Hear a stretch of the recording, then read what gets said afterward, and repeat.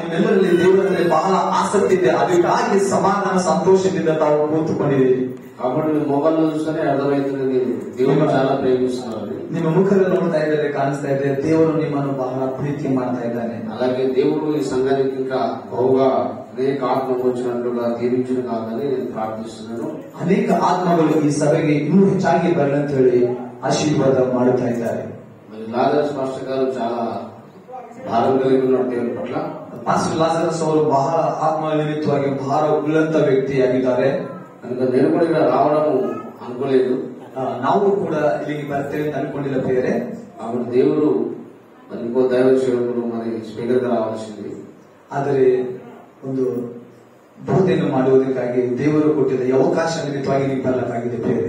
అయితే దాంతో దేవుడు వాయిదాల మరి కొన్ని విజయ్ షెడ్యూల్ ద్వారా రాకపోవడం, దాని తర్వాత నాకు పిలవడం రావడం అనేది జరిగింది.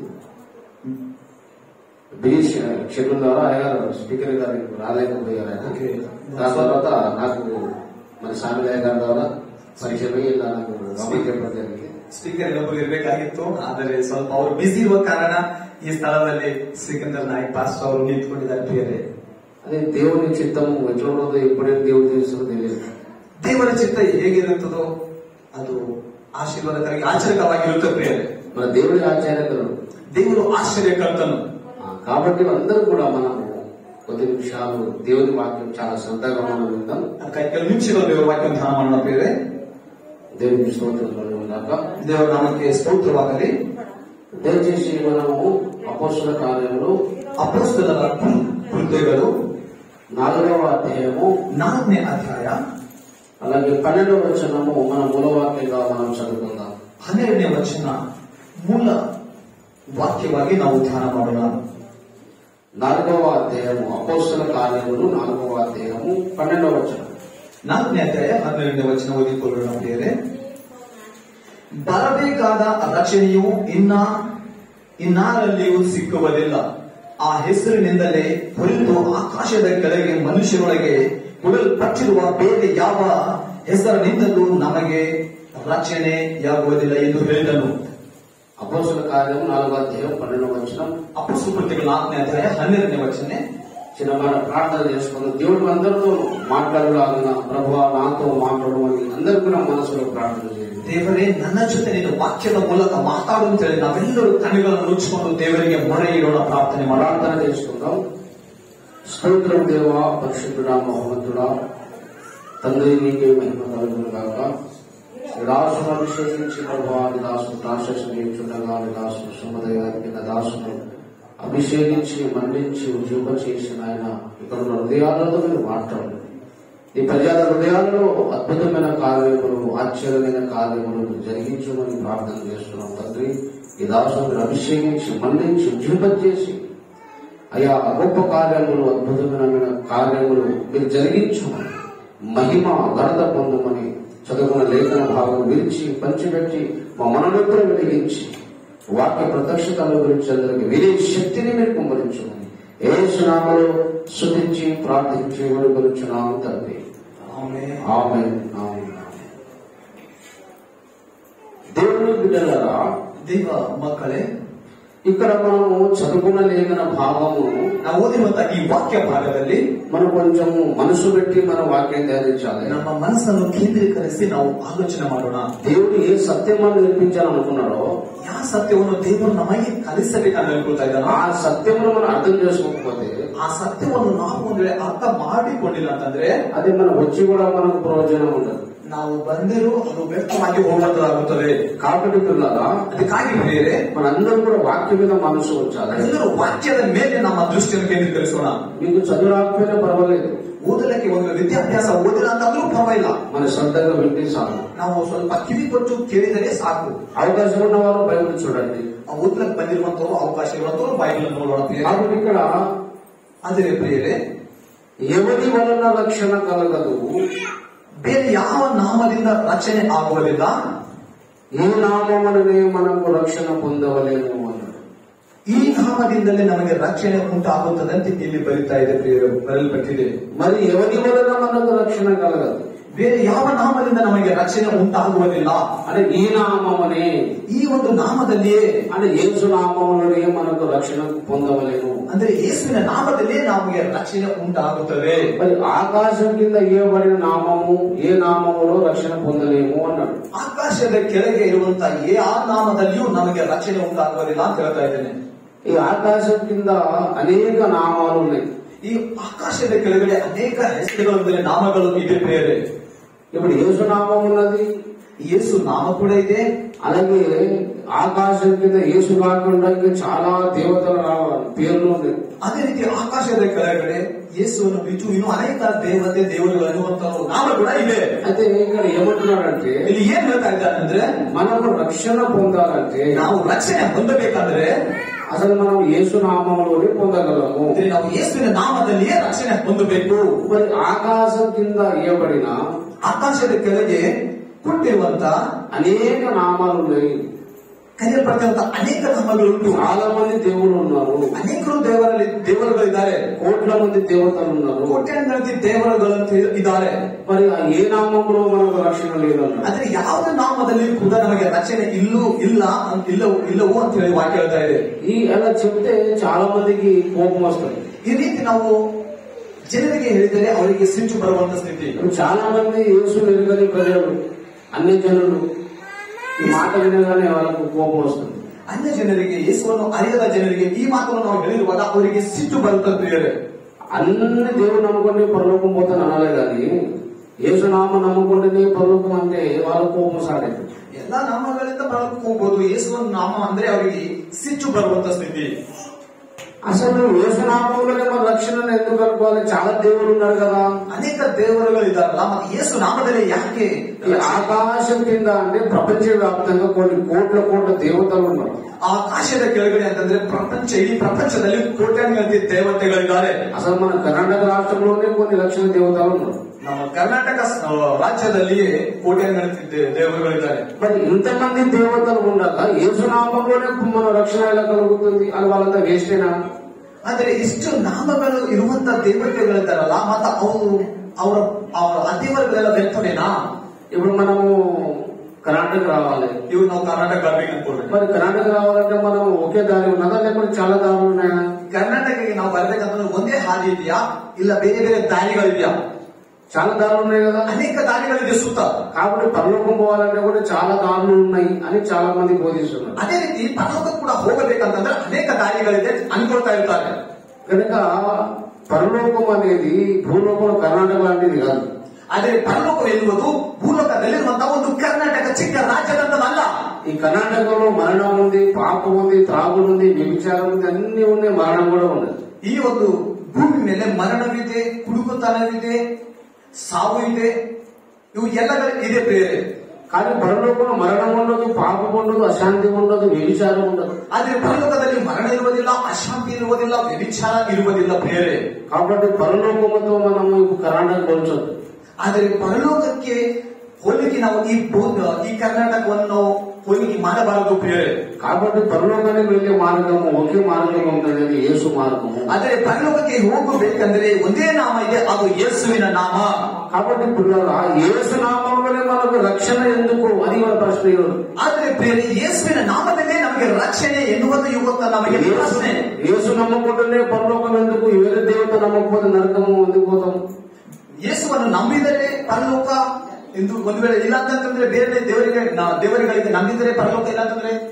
కాబట్టి యేసు రక్షకుడని బైబిల్ రాయబడింది. ಆದರೆ ಬೈಬಲ್ ಹೇಳುತ್ತಾ ಇದೆ ಯೇಸು ರಕ್ಷಕನು ಎಂದು ಹೇಳಿ. యేసు అనే నామానికి అర్థం ఏంటిది? ಯೇಸು ಎನ್ನುವ ನಾಮಕ್ಕೆ ಅರ್ಥ ಏನು ಅಸಲು? ఆయన రక్షకుడు అని. ಆ ಮಾತಿಗೆ ಯೇಸು ಅನ್ನುವ ಮಾತಿಗೆ ಆತನು ರಕ್ಷಕನು ಎಂಬ ಅರ್ಥ. లోక రక్షకుడు ఆయన, ಮತ್ತೆ ಲೋಕ ರಕ್ಷಕನು ಆತ. మరి యేసు లోక రక్షకుడు అయితే మరి మిగతా దేవతలు ఏమైనట్టు? ಮತ್ತೆ ಯೇಸು ಲೋಕ ರಕ್ಷಕನು ಆಗಿರುವಾಗ ಮತ್ತೆ ಇನ್ನೂ ಇರುವಂತ ದೇವರುಗಳು ಅವರು ಯಾರು? మరి మిగతా దేవుళ్ళు మరి వేస్తేనా? ಮತ್ತೆ ಇನ್ನೂ ಇರುವಂತ ದೇವರುಗಳು ಅವರು ವ್ಯರ್ಥವಾಗಿಯಾ?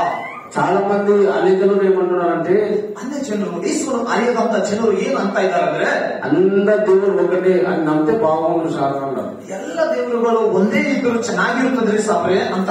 కానీ యేసు ఒక్కడే నిజమైన దేవుడు అంటే బీపీ సాధించింది. ಯೇಸು ದೇವರು ಒಪ್ಪೋಣಂದ್ರೆ ಅವರಿಗೆ ಬಿಪಿ ಹೆಚ್ಚಾಗುತ್ತದೆ. ಯೇಸು ನಂಬಿಕೊಂಡ್ರೆ ಪರಲೋಕ ಮಾಡಿ ಬಿಪಿ ಸ್ಟಾರ್ಟ್.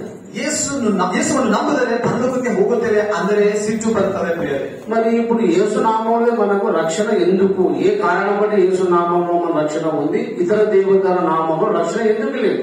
ಯಾಕೆ ಯೇಸು ನಾಮದಲ್ಲಿ ಮಾತ್ರ ರಕ್ಷಣೆ ಇದೆ, ಅನ್ಯ ದೇವರುಗಳಲ್ಲಿ ಯಾಕೆ ರಕ್ಷಣೆ ಇಲ್ಲ?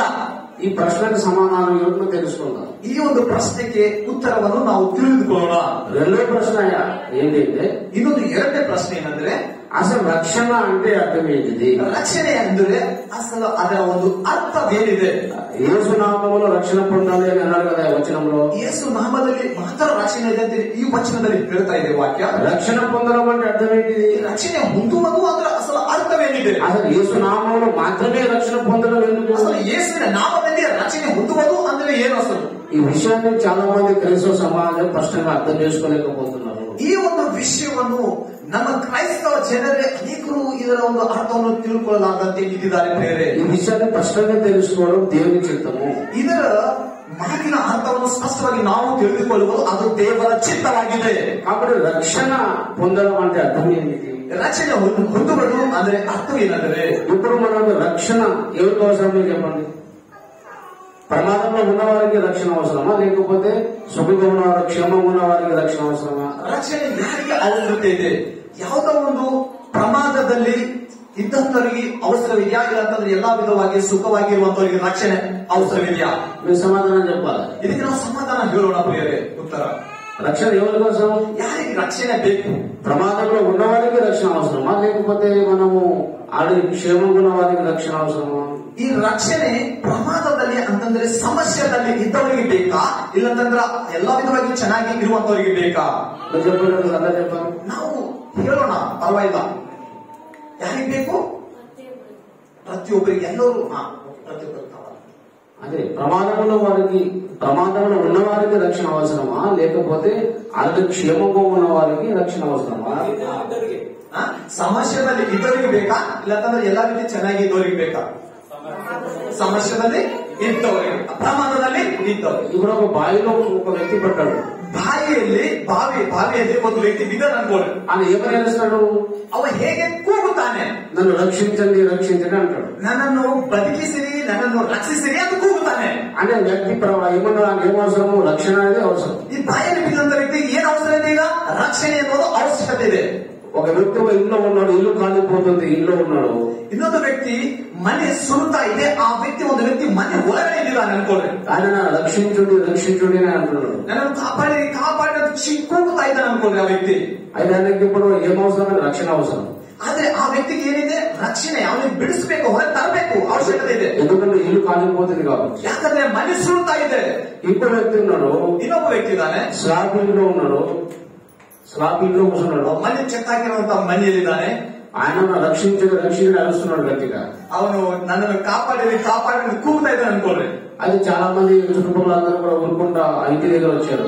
ಆ ಸುತ್ತ ಇರುವಂತ ಜನರೆಲ್ಲರೂ ಆ ಮನೆ ಹತ್ತಿರಕ್ಕೆ ಬಂದು ఆ ఇల్లు పలగొట్టి డోర్ పలగొట్టి లోపలికి వచ్చారు 10 మంది. ಆ ಇರುವಂತ ಬಾಗಿಲುಗಳನ್ನು ಒಡೆದು ಹೊರಕ್ಕೆ ಬಂದಿದ್ದಾರೆ. ఆ రాగానే చూస్తే ಬಂದು ನೋಡಿರುವಾಗ ఆయన కుర్చీ మీద కాళ్ళ మీద కాలు వేసుకుని కూర్చున్నాడు. ಒಳಗೆ ಬಂದಾಗ ಆ ವ್ಯಕ್ತಿ ಕುರ್ಚಿಯ ಮೇಲೆ ಕಾಲಲ್ಲಿ ಕಾಲಕೊಂಡು ಕೂತ್ಕೊಂಡಿದ್ದಾನೆ ಆರಾಮಾಗಿ. మరి ఏమని అరుస్తున్నాడు ఆయన? ಆದ್ರೆ ಅವನು ಏನಕ್ಕೆ ಕೂಗ್ತಾ ಇದ್ದಾನೆ? నన్ను రక్షించండి రక్షించండి అరుస్తున్నాడు. ನನಗೆ ರಕ್ಷಿಸಿರಿ ರಕ್ಷಿಸಿರಿ ಅಂತ ಕೂಗ್ತಾ ಇದ್ದಾನೆ. ఆ 10 మంది వచ్చిన వాళ్ళు అడుగుతున్నారు ఆయనకు. ಆದ್ರೆ ಹೊರಗಿಂದ ಬಂದಿದಂತ ನೆರೆಯವರು ಅದನ್ನೇ ಕೇಳ್ತಾ ಇದ್ದಾರೆ. ಅವ್ರು ಪಿಂಚಿನ మంచిగా ఉన్నావు కదా, నీకే ప్రమాదం కదా, మంచిగా ఉన్నావు కదా, ఎందుకు అరుస్తున్నావు అని అడిగారు. ಏ ಹುಚ್ಚಪ್ಪ, ನೀನು ಚೆನ್ನಾಗಿದೆಯಲ್ಲ, ಆರಾಮಾಗಿ, ಯಾಕೆ ರಕ್ಷಿಸಿ ನಮ್ಮನ್ನು ನಾನು ರಕ್ಷಿಸಂತ ಕೂಗ್ತಾ ಇದ್ದೆ ಅಂತಾರೆ. రక్షించంటే ప్రమాదం ఉంటే అలవాలే కానీ ರಕ್ಷಿಸು ಅಂತ ಕೂಗು ಪ್ರಮಾದದಲ್ಲಿರುವಾಗ ಕೂಗಬೇಕು. అసలు ప్రమాదమే లేనప్పుడు ఎందుకు అరిచినావు? ಅಸಲು ಪ್ರಮಾದನೇ ಇಲ್ಲ ಅಂತಂದ್ರೆ ಯಾಕೆ ಕೂಗಬೇಕು?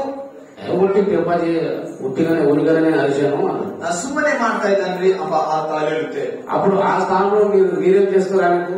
ಆದ್ರೆ ಆ ಸ್ಥಾನದಲ್ಲಿ ನಾವಿರುವಾಗ ಆತನಿಗೆ ನಾವು ಏನಂತೇವೆ? మీరు ఏం చేస్తారు? కొడతారు లేదా? ಏನಂತೇವೆ? ಆತಗೆ ಸಿಟ್ಟು ಮಾಡ್ತೇವಲ್ಲ.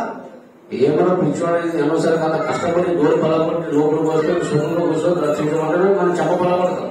ಏನೋ ಮುಂಚ ನಾವು ಇತ್ತೀಚಿನೆಲ್ಲ ಮುರಿದು ನೀನು ರಕ್ಷಿಸು ಅಂತ ಅನ್ನುವಾಗ ಕೂಗುವಾಗ ಏನಾಗಿದೆ ಅಂದ್ರೆ ನಾವು ಹೊರಗೆ ಬಂದಿದ್ದೇವೆ ಹೊರಗೆ ಅವ್ರಿಗೆ ನಾವು ಸ್ವಿಚ್ ಮಾಡ್ತೇವೆ. ఎందుకంటే రక్షణ అనేది క్షేమమున్న వారికి అవసరం లేదు. ಯಾಕಂದ್ರೆ ರಕ್ಷಣಾ ಎನ್ನುವುದು ಕ್ಷೇಮಕರವಾಗಿರುವುದರಿಗೆ ಅವಶ್ಯಕತೆ ಇಲ್ಲ. ఒక వ్యక్తి ప్రమాదంలో ఉంటేనే రక్షణ అవసరం. ಒಂದು ವ್ಯಕ್ತಿ ಪ್ರಮಾದದಲ್ಲಿರುವಾಗ ರಕ್ಷಣೆ ಅವಶ್ಯಕತೆ ಇದೆ. కాబట్టి పిల్లరా ಅದಕ್ಕಾಗಿ ಪ್ರಿಯರೇ బైబిల్ ఏం చెప్తుందంటే ಏನು ಬೈಬಲ್ ಹೇಳ್ತಾ ಇದೆ ಅಂದ್ರೆ మానవ జాతి అందరూ రక్షణ పొందాలని దేవుడు చెప్తున్నాడు. ಮಾನವ ಜಾತಿ ಎಲ್ಲರೂ ರಕ್ಷಣೆ ಹೊಂದಬೇಕಂತ ವಾಕ್ಯ ಹೇಳ್ತಾ ಇದೆ. తిమోతికి రాసిన పత్రిక ತಿಮೋತಿಗೆ ಬರೆದ ಪತ್ರಿಕೆ ఈ విషయం మీరు శ్రద్ధగా వినాలి. ಶ್ರದ್ಧೆನ ಬೇರೆ మనసు పెట్టి ఉంటేనే మీరు దేవుని చిత్తము గ్రహించగలుగుతారు. ನಾವು ಮನಸ್ಸು ಅನ್ನು ಕೇಂದ್ರೀಕರಿಸಿ ಕೇಳಿರುವಾಗ ವಾಕ್ಯ ಅರ್ಥವಾಗುವಂತಹ మొదటి తిమోతికి రాసిన పత్రిక ಮೊದಲನೇ ತಿಮೋತಿ 2వ అధ్యాయము 2ನೇ ಅಧ್ಯಾಯ 4వ వచనంలో 4ನೇ ವಚನದಲ್ಲಿ ఆయన మనుషులందరూ రక్షణ పొంది అని రాయబడింది. ఇక్కడ ಎಲ್ಲ ಮನುಷ್ಯರು ರಕ್ಷಣೆಯನ್ನು ಹೊಂದಿ ಅಂತ ಇಲ್ಲಿ ವಾಕ್ಯ ಹೇಳ್ತಾ ಇದೆ. ఈ వచనం ఏం రాయబడి ఉంది? ಈ ವಚನದಲ್ಲಿ ಏನ್ ಬರೆಯಲ್ಪಟ್ಟಿದೆ? మనుషులందరూ రక్షణ పొందాలి. ಮನುಷ್ಯರು ಎಲ್ಲರೂ ರಕ್ಷಣೆ ಹೊಂದಬೇಕು ಅಂತ ವಾಕ್ಯ ಹೇಳ್ತಾ ಇದೆ. దేవుడు ఆయన ఇక్కడ ದೇವರು ಅಂದ್ರೆ ಅರ್ಥದಲ್ಲಿ ಏನು? ఇక లాస్ట్ ఇక్కడ తెలుగులో హెచ్చరించున్నాడు రాయబడింది. ದೇವರು ಇಚ್ಛೆ ಅಂದ್ರೆ ಇಷ್ಟ ಬೀಳುತ್ತಾ ಇದ್ದಾನೆ ಅಂತ ಬರೆಯಲ್ಪಟ್ಟಿದೆ. దేవుడు కోరుకుంటున్నాడు. ಆದ್ರೆ ಇದು ದೇವರು ಆಶೆ ಇದೆ, ಎಲ್ಲರೂ ರಕ್ಷಣೆ ಹೊಂದಬೇಕನ್ನೋದು. ఏమని కోరుకుంటున్నాడు దేవుడు? ದೇವರು ಏನಂತ ಅನ್ಕೊಳ್ತಾ ಇದ್ದಾನೆ? మనుషులందరూ రక్షణ పొందాలని కోరుకుంటున్నాడు. ಮನುಷ್ಯರೆಲ್ಲರೂ ರಕ್ಷಣೆ ಹೊಂದಬೇಕೆಂತ ಹೇಳಿ ದೇವರು ಬೇಡಿಕೊಳ್ತಾ ಇದ್ದಾನೆ. మనుషులందరూ అంటే అర్థం ఏంటిది? మనుషులెల్లరూ ಅಂದ್ರೆ అర్థమైన అసలు అంటే భూమి మీద ఉన్న ప్రతి మనిషి గురించి మాట్లాడుతున్నారు. ಅಂದ್ರೆ ಭೂಮಿ ಮೇಲಿರುವ ಸರ್ವ ಮಾನವರಿಗೋಸ್ಕರ ಈ ಮಾತನ್ನು ದೇವರು ಹೇಳ್ತಾ ಇದ್ದಾನೆ. అన్ని రాష్ట్రాలలో ఉన్నవారు, అన్ని దేశంలో ఉన్న ప్రజలు రక్షణ పొందాలని దేవుడు కోరుకుంటున్నాడు. ಎಲ್ಲ ರಾಜ್ಯದಲ್ಲಿ ಇರುವಂತಹ ಜನರೆಲ್ಲರೂ ರಕ್ಷಣೆ ಹೊಂದಬೇಕಂದ್ರೆ ದೇವರ ಚಿತ್ತವಾಗಿದೆ. ఈ భూమి మీద ఉన్న 4 దిక్కులలో ఉన్న ప్రజలను దేవుడు పిలుస్తున్నాడు. ಭೂಮಿ ಮೇಲಿರುವ 4 ದಿಕ್ಕದಲ್ಲಿರುವಂತಹ ಎಲ್ಲ ಜನರು ರಕ್ಷಣೆ ಹೊಂದಬೇಕೆನ್ನುವುದು ದೇವರ ಚಿತ್ತವಾಗಿದೆ. భూమి యొక్క ప్రజలారా, ಭೂಮಿ ಮೇಲಿರುವ ಎಲ್ಲ ಜನರುಗಳೇ, మీరందరూ నా వైపు చూసి రక్షణ పొందాలన్నాడు దేవుడు. ನೀವೆಲ್ಲರೂ ನನ್ನ ಕಡೆ ನೋಡಿ ರಕ್ಷಣೆ ಹೊಂದಿರಿ ಅಂತ ದೇವರು ಕೂಗ್ತಾ ಇದ್ದಾನೆ. మీరందరూ చూసి రక్షణ పొందాలి అన్నాడు దేవుడు. ನೀವೆಲ್ಲರೂ ನನ್ನ ಕಡೆ ತಿರುಗಿ ರಕ್ಷಣೆ ಹೊಂದಿರಿ ಅಂತ ಹೇಳ್ತಾ ಇದ್ದಾನೆ. ఏ విషయాన్ని అడుగుతున్నాడు దేవుడు? యెషయా గ్రంథము 45వ అధ్యాయము, ಯೆಶಾಯ 45ನೇ ಅಧ್ಯಾಯ. దయచేసి అందరూ చూడండి. ದಯವಿಟ್ಟು ನೋಡಿಕೊಳ್ಳೋಣ ಬೇರೆ 45వ అధ్యాయము 45ನೇ ಅಧ್ಯಾಯ. అలాగే 22వ వచనంలో చూడండి ఒకసారి. 22ನೇ ವಚನ ನಾವು ಓದಿಕೊಳ್ಳೋಣ. భూ దిగంతముల నివాసులారా, నా వైపు చూసి రక్షణ పొందుడి. దేవుడు నేనే, మరి ఏ దేవుడు లేడు. ಎಲ್ಲಾ ದಿಗಂತಗಳವರೇ ನನ್ನ ಕಡೆಗೆ ತಿರುಗಿಕೊಳ್ಳಿರಿ, ರಕ್ಷಣೆಯನ್ನು ಹೊಂದಿಕೊಳ್ಳಿರಿ. ನಾನೇ ದೇವರು, ಇನ್ನು ಯಾರೂ ಇಲ್ಲ. ఇక దేవుడు ఏమంటున్నాడు? ದೇವರು ಏನು ಅಂತ ಇದ್ದಾನೆ? భూ దిగంతముల నివాసులారా, ಭೂಮಿ ಮೇಲೆ ಇರುವಂತ ಕಡೆಗೆ ಇರುವಂತ ಎಲ್ಲ ಜನರೇ. అంటే అర్థం ఏంటంటే, ಅರ್ಥವೇನೆಂದರೆ ఈ భూమి మీద ఎన్ని దిక్కులు ఉన్నాయో, ಎಷ್ಟು ದಿಕ್ಕುಗಳು ಇದೆಯೋ ಈ ಭೂಮಿ ಮೇಲೆ అన్ని దిక్కుల వైపు నివాసము చేస్తున్న వాళ్ళ, ಎಲ್ಲ ಕಡೆ ಇರುವಂತ ನಿವಾಸ ಮಾಡುತ್ತಿರುವಂತ ಜನರೇ, మీరందరూ నా వైపు చూసి రక్షణ పొందాలి. ನೀವೆಲ್ಲರೂ ನನ್ನ ಕಡೆ ನೋಡಿ ರಕ್ಷಣೆ ಹೊಂದಿರಿ ಅಂತ ಇದ್ದಾನೆ. దేవుడు నేనే, ದೇವರು ನಾನೇ, మరి ఏ దేవుడు లేడా? ಮತ್ತೆ ಯಾವ ದೇವರು ಇಲ್ಲ. గనుక పిల్లారా, ಅದಕ್ಕಾಗಿ ಬೇರೆ ఈ భూలోక ప్రజలందరికీ దేవుడు చెప్తున్నాడు. ಈ ಭೂಲೋಕ ಜನರೆಲ್ಲರಿಗೂ ದೇವರು ಹೇಳ್ತಾ ಇದ್ದಾನೆ. ఒక రాష్ట్రానికి కాదు, ఒక కులానికి కాదు, ఒక మతాన్ని గురించి మాట్లాడలేదు. ಒಂದು ಕುಲ, ಒಂದು ಮತ, ಒಂದು ರಾಷ್ಟ್ರಕ್ಕೆ ಅಲ್ಲ ಬೇರೆ. భూలోక ప్రజలందరూ రక్షణ పొందాలి. ಭೂಲೋಕ ಜನರೆಲ್ಲರಿಗೂ ಎಲ್ಲರೂ ರಕ್ಷಣೆ ಹೊಂದಬೇಕು. ప్రతి మనిషి రక్షణ పొందాలి. ಪ್ರತಿ ಮನುಷ್ಯರು ರಕ್ಷಣೆ ಹೊಂದಬೇಕು అని దేవుడు కోరుకుంటున్నాడు. ಈ ರೀತಿ ದೇವರ ಚಿತ್ತವಾಗಿದೆ. పిల్లరా, ಪ್ರಿಯರೇ, మనుషులందరూ రక్షణ పొందాలని దేవుడు అంటున్నాడంటే మనుషులు ప్రమాదంలో ఉన్నట్ట, లేకపోతే క్షేమం ఉన్నట్ట? ಮನುಷ್ಯರೆಲ್ಲರೂ ರಕ್ಷಣೆ ಹೊಂದಬೇಕಂತ ದೇವರು ಹೇಳ್ತಾ ಇದ್ದಾನೆ. ಅಂದ್ರೆ ಮನುಷ್ಯರೆಲ್ಲರೂ ಇವರು ಸಮಸ್ಯೆದಲ್ಲಿ ಇದ್ದಾರಾ, ಇಲ್ಲ ಕ್ಷೇಮಕರವಾಗಿ ಇದ್ದಾರಾ? చెప్పండి. ಆಲೋಚನೆ ಮಾಡೋಣ. రక్షణ ಹೊಂದಿರಿ ಅಂತ ಹೇಳ್ತಾ ಇದ್ದಾನೆ. దేవుడు ఏమంటున్నారు? దేవుడు ఏం ಹೇಳ್ತಾ ఇದ್ದಾನೆ? ప్రతి మనుషులందరూ రక్షణ పొందాలి అని దేవుడు కోరుకుంటున్నాడు. ప్రతి మనుషులు రక్షణ ಹೊಂದಬೇಕಂದ್ರೆ దేవుడు ಹೇಳ್ತಾ ಇದ್ದಾನೆ. అంటే మనుషులందరూ క్షేమంగా ఉన్నారా, ప్రమాదంలో ఉన్నట్ట? మనుషులందరూ క్షేమದಲ್ಲಿ ಇದ್ದಾರಾ ಇಲ್ಲ ಪ್ರಮಾದದಲ್ಲಿ ಇದ್ದಾರಾ? మీరు చెప్పండి. ನಾವು ಹೇಳೋಣ ಪರವಾಗಿಲ್ಲ. హల్లెలూయా. ఏమన్నట్టు అందరూ ప్రమాదంలో, ಎಲ್ಲರೂ ಪ್ರಮಾದದಲ್ಲಿ ಇದ್ದಾರೆ. కుల మత భేదం లేకుండా, ಕುಲ ಮತ ಭೇದ ಇಲ್ಲ, ప్రాంత భేదం లేకుండా, ಪ್ರಾಂತದ ಭೇದ ಇಲ್ಲ, అలాగే మనము కుల భేదం లేకుండా, మత భేదం లేకుండా మనుషులందరూ కూడా ప్రమాదంలో ఉన్నారు. ಅದೇ ರೀತಿ ಬೇರೆ ಕುಲ ಮತ ಭೇದ ಇಲ್ಲದೆ ಮನುಷ್ಯರೆಲ್ಲರೂ ఏ దేశమైనా సరే, ఏ భాష అయినా సరే, ಯಾವ ಭಾಷೆ ಇರಲಿ, ಅದು ಯಾವುದೇ ದೇಶ ಇರಲಿ, ఏ మనము ఈ ప్రాంతంలో ఉన్నవారైనా సరే, ಯಾವ ಪ್ರಾಂತದಲ್ಲಿ ಇದ್ದರೂ ಪರವಾಗಿಲ್ಲ, అందరూ ప్రమాదంలో ఉన్నారు. ಎಲ್ಲರೂ ಪ್ರಮಾದಿಯಲ್ಲಿ ಇದ್ದಾರೆ. అది దేవుడు నమ్మినా దేవుడు నమ్మకపోయినా ప్రతి ఒక్క మనుషులకు దేవుడు చెబుతున్నాడు. ದೇವರನ್ನು ನಂಬಿ ಇರಲಿ ನಂಬದೇ ಇರಲಿ ಎಲ್ಲರಿಗೂ ದೇವರು ಹೇಳ್ತಾ ಇದ್ದಾರೆ. జనం, ಪ್ರತಿ ಜನಕ್ಕೆ ఈ ప్రపంచంలో ఎన్ని దేశాలు ఉన్నారో, ಈ ಪ್ರಪಂಚದಲ್ಲಿ ಎಷ್ಟು ದೇಶಗಳಿದೋ అన్ని దేశాల ప్రజలు ప్రమాదంలో ఉన్నారు. ಎಲ್ಲ ದೇಶದ ಜನರು ಪ್ರಮಾದದಲ್ಲಿ ಇದ್ದಾರೆ. చాలా గొప్ప ప్రమాదంలో ఉన్నారు. ಬಹಳ ಭಯಂಕರವಾದ ಪ್ರಮಾದದಲ್ಲಿದ್ದಾರೆ. కాబట్టి అందరూ రక్షణ పొందాలని దేవుడు కోరుకుంటున్నారు. ಅದಕ್ಕಾಗಿ ಎಲ್ಲರೂ ರಕ್ಷಣೆ ಹೊಂದಬೇಕು ಎನ್ನುವುದೇ ದೇವರ ಚಿತ್ತ. అందరికి, ప్రతి మనిషికి ఒక గొప్ప ప్రమాదం ఉన్నది. ಪ್ರತಿ ವ್ಯಕ್ತಿ ಒಂದು ಭಯಂಕರವಾದ ಪ್ರಮಾದದಲ್ಲಿ ಇದ್ದಾನೆ. ఆ ప్రమాదం నుంచి మీరు రక్షణ పొందాలని దేవుడు కోరుకుంటున్నాడు. ಆ ಒಂದು ಪ್ರಮಾದದಿಂದ ರಕ್ಷಣೆ ಹೊಂದಬೇಕಂತ ಹೇಳಿ ದೇವರು ಬೇಡಿಕೊಳ್ತಾ ಇದ್ದಾನೆ. మనుషులందరికీ పొంచిన ప్రమాదం ఏంటి? మనుషులందరికీ పొంచి ఉన్న ప్రమాదం ఏంటి? ಈ ಮನುಷ್ಯರೆಲ್ಲರ ಮೇಲೆ ಬಂದಿರುವಂತಹ ಈ ಪ್ರಮಾದ ಏನು ಅಸಲು? ఆ ప్రమాదం గురించి ప్రతి మనిషి తెలుసుకోవాలి. ಆ ಪ್ರಮಾದ ಏನಿದೆ ಪ್ರತಿ ಒಂದು ಮನುಷ್ಯರು ತಿಳ್ಕೊಳ್ಬೇಕು. ఆ భయంకరమైన శిక్ష మనం తెలుసుకోవాలి. ಆ ಭಯಂಕರವಾಗಿರುವ ಮುಂದಿರುವ ಶಿಕ್ಷೆ ಏನಿದೆ ನಾವು ತಿಳ್ಕೊಳ್ಳಬೇಕು. ಬೇರೆ ఎందుకంటున్నారా? ಅದಕ್ಕಾಗಿ ಬೇರೆ బైబిల్ సెలవిస్తుంది, బైబిల్ ನಮಗೆ ಹೇಳ್ತಾ ಇದೆ, ఆదాము అవ్వను దేవుడు మొట్టమొదటిసారిగా సృష్టించాడు. ಆದಾಮ ಅವರಿಗೆ ದೇವರು ಮೊದಲು ಉಂಟು ಮಾಡಿದ್ದಾನೆ. ఆదాము మొదటి మానవ మట్టితో దేవుడు సృష్టించాడు. ಮೊದಲನೇ ಆದಾಮನಿಗೆ ದೇವರು ಮಣ್ಣಿಂದ ತಯಾರು ಮಾಡಿದ್ದಾನೆ. దాని తర్వాత ఆ ఆదాములో పక్కదెమ్మలను తీసి, ಆದಾಮನ ಪಕ್ಕಿನ ಒಂದು ಎಲುಬನ್ನು ತೆಗೆದು, అలాగే పక్కదెమ్మలను స్త్రీని దేవుడు నిర్మించాడు. ಆ ಒಂದು ಪಕ್ಕದಿಂದ ತೆಗೆದಿರುವಂತಹ ಎಲುಬನ್ನು ತಗೊಂಡು ದೇವರು ಒಂದು ಸ್ತ್ರೀಯನ್ನಾಗಿ ಮಾಡಿದ್ದಾನೆ. ఆ ఇద్దరు భార్య భర్తలను దేవుడు జతపరిచి ಅವಿಬ್ಬರನ್ನು ಗಂಡು ಒಂದು ಕುಟುಂಬವಾಗಿ ಮಾಡಿ, అలాగే ఏదైనా తోటలో దేవుడు కొన్ని సంవత్సరాలుగా వాళ్ళతో సాహసం చేశాడు. ಏದೆನು ತೋಟದಲ್ಲಿ ದೇವರು ಅವರ ಜೊತೆ ಕೆಲವು ವರ್ಷಗಳು ಸಹವಾಸ ಮಾಡಿದ್ದಾನೆ. అలాగే ఏదైనా తోటలో 100 సంవత్సరాలు ఇంచుమించు అయిపోయిన తర్వాత, ಅದೇ ರೀತಿ ಆ ಏದೆನು ತೋಟದಲ್ಲಿ 100 ವರ್ಷ ಜೀವಿಸಿದ ನಂತರ ఆ 100 సంవత్సరాలు దేవుని ప్రేమను, దేవుని లక్షణాలను, దేవుని దయను, కనికరం అన్ని వాళ్ళు పొందారు. ಆ 100 ವರ್ಷಗಳು ದೇವರ ಪ್ರೀತಿ, ದಯಾ, ಕರುಣೆ ಎಲ್ಲವೂ ಹೊಂದಿಕೊಂಡಿದ್ದಾರೆ. దేవుడు ముట్టుకున్నారు, దేవుని చూశారు ఆదామవ్వ ఇద్దరు. ಅವರು ದೇವರನ್ನು ನೋಡಿದ್ದಾರೆ ಪ್ರಿಯರೇ. కాబట్టి ఆ ఆదామవ్వ దేవుడు ఇద్దరికి పరీక్ష పెట్టాడు. ಆದರೆ ಆದಾಮ ಅವರ ಇಬ್ಬರಿಗೆ ದೇವರು ಒಂದು ಪರೀಕ್ಷೆ ಇಟ್ಟಿದ್ದಾನೆ. ఈ ఏదైనా తోటలో ఉన్న ಈ ಏದೆನು ತೋಟದಲ್ಲಿರುವಂತಹ ఈ తోట మధ్యలో ఉన్న ఫలాన్ని మీరు తినవద్దు అన్నాడు. ಈ ತೋಟ ಮಧ್ಯದಲ್ಲಿರುವಂತಹ ಫಲವನ್ನು ನೀವು ತಿನ್ನಬಾರದು ಅಂತ ಹೇಳಿದ್ದಾರೆ. మనం నిశ్చయంగా చచ్చిపోతారన్నాడు. ಅದು ತಿನ್ನುವಂತ ದಿವಸ ನೀವು ನಿಶ್ಚಯವಾಗಿ ಸಾಯ್ತೀರಿ ಅಂತ ಹೇಳ್ತಾನೆ. కాబట్టి బైబిల్ ఆది కాండము మొదటి 2వ అధ్యాయంలో స్టోరీ అంతా రాయబడి ఉంది. ಆದ್ರೆ ಇದು ತಮ್ಮೆಲ್ಲರಿಗೂ ಗೊತ್ತಿದೆ. ಆದಿಕಾಂಡ 2ನೇ ಅಧ್ಯಾಯದಲ್ಲಿ దేవుడు వద్దన్న పండు వాళ్ళు తినేందుకు, ಆದ ಕಾರಣ ಅವರು ದೇವರು ಹೇಳಿದಂತ ತಿನ್ನಬಾರದು, ತಿನ್ನುವ ಹಣ್ಣು ತಿನ್ನುವ ಮೂಲಕ వాళ్ళు పాపం తెచ్చుకున్నారు. ಅದ್ರ ಮೂಲಕ ಅವರು ಪಾಪವನ್ನು ತಂದುಕೊಂಡಿದ್ದಾರೆ. ఆజ్ఞ అతిక్రమమే పాపము బైబిల్ సెలవిస్తుంది. ಪಾಪವಂದ್ರೆ ಏನಂತಂದ್ರೆ ಆಜ್ಞೆಯನ್ನು ಅತಿಕ್ರಮಿಸುವುದೇ ಪಾಪ. దేవుడు వద్దన్న పండు తిని పాపం తెచ్చుకున్నారు. ದೇವರು ಬೇಡ ಎನ್ನುವಂತ ಹಣ್ಣು ತಿಂದು ಪಾಪವನ್ನು ತಂದುಕೊಂಡಿದ್ದಾರೆ. అంటే ఆ పాపం ద్వారా మనిషికి 2 మరణాలు వచ్చేసినాయి. ಆ ಪಾಪದ ಮೂಲಕ ಮನುಷ್ಯನಿಗೆ 2 ಮರಣಗಳು ಉಂಟಾಗಿದೆ. మనిషికి 2 మరణాలు ఉన్నది. ಮನುಷ್ಯನಿಗೆ 2 ಸಾವು ಇದೆ. అది బైబిల్ సెలవిస్తుంది. ಅದು ವಾಕ್ಯ ಬೈಬಲ್ ಹೇಳ್ತಾ ಇದೆ ಬೇರೆ. ఈ మొదటి మరణం గురించి అందరికీ తెలుసు. ಈ ಮೊದಲನೇ ಮರಣದ ಕುರಿತು ನಮ್ಮೆಲ್ಲರಿಗೂ ಗೊತ್ತಿದೆ. మొదటి మరణం ఏంటిది? ಮೊದಲನೇ ಮರಣ ಏನಿದೆ?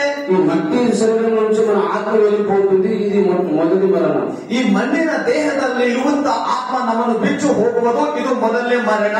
కాబట్టి పాపం వల్ల వచ్చే జీవితము మరణం అన్నాడు దేవుడు. ಪಾಪಕ್ಕೆ ಬರುವ ಪಾಪದ ಸಂಬಳ ಮರಣ ಅಂತ ಹೇಳಿ ವಾಕ್ಯ ಹೇಳ್ತಾ ಇದೆ.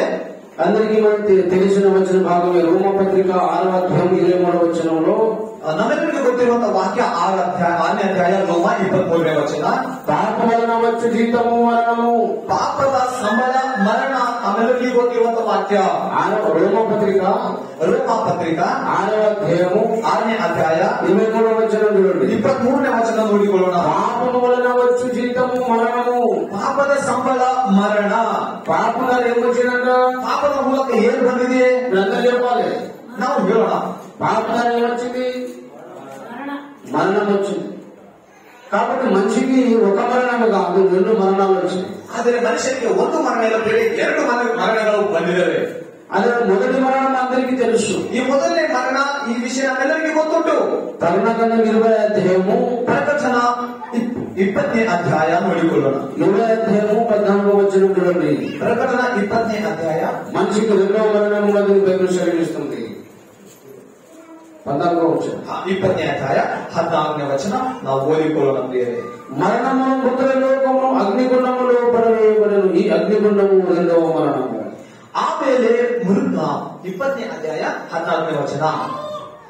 ಆಮೇಲೆ ಮೃತ್ಯು ಪಾತಾಳವು ಬೆಂಕಿಯ ಕೆರೆಗೆ ದೊಬ್ಬಲ್ಪಟ್ಟವು. ಆ ಬೆಂಕಿಯ ಕೆರೆಯೇ 2ನೇ ಮರಣವು. ఇక్కడ ఏమైనా రాయబడింది? ಇಲ್ಲಿ ಏನು ಬರೆಯಲ್ಪಟ್ಟಿದೆ? ఈ అగ్నిగుండము ಈ ಬೆಂಕಿಯ ಕೆರೆ 2వ మరణము. ಇದು 2ನೇ ಮರಣ అని అగ్నిగుండానికి బైబిల్ 2వ మరణం అని పిలుస్తుంది. ಆ ಅಗ್ನಿ ಅಂದ್ರೆ ಆ ನರಕಕ್ಕೆ ಆ ಅಗ್ನಿ ನರಕಕ್ಕೆ 2ನೇ ಮರಣಕ್ಕೆ ವಾಕ್ಯ ಹೇಳ್ತಾ ಇದೆ. కనుక పిల్లరా, ಪ್ರಿಯರೇ, మనిషికి 2వ మరణం ఏమిటంటే ಮನುಷ್ಯನ 2ನೇ ಮರಣ ಅಂದ್ರೆ ಅರ್ಥ ಏನಂದ್ರೆ అగ్నిగుండం అనే ఒక స్థలం ఉన్నది. చనిపోయిన తర్వాత ಆ ಅಗ್ನಿ ಆ ಕೆರೆ ಎನ್ನುವುದು 2ನೇ ಮರಣ ಸ್ಥಳ. ఆ అగ్నిగుండానికి 2వ మరణం అని బైబిల్ ಆ సెలవిస్తుంది. ಅಗ್ನಿಯ ಕೆರೆಗೆ 2ನೇ ಮರಣ ಅಂತ ಹೇಳಿ ವಾಕ್ಯ ಹೇಳ್ತಾ ಇದೆ. కనుక పిల్లరా, ಅದಕ್ಕಾಗಿ ಬೇರೆ అయితే ఆ అగ్నిగుండంలో మనిషికి మరణం చావు రాదు. ಆದ್ರೆ ಆ ಒಂದು ಅಗ್ನಿ ಕೆರೆಯಲ್ಲಿ ಮರಣ ಮತ್ತೆ ಮರಣ ಬರುವುದಿಲ್ಲ ಅಂತ. అగ్నిగుండంలో మరణం ఉండదు. ಅಗ್ನಿ ಆ ಗಂಧದ ಅಂದ್ರೆ ನರಕದಲ್ಲಿ ಮರಣ ಇರದಂತ. మనిషి బతికే ఉంటాడు. ಮನುಷ್ಯನು ಅವ ಜೀವಿಸಿ ಅವ ಜೀವದಿಂದ ಇರ್ತಾನಂತ. అది కానీ మనము అగ్నిలో మన మంట, వేదన, దుఃఖం ఉంటుంది.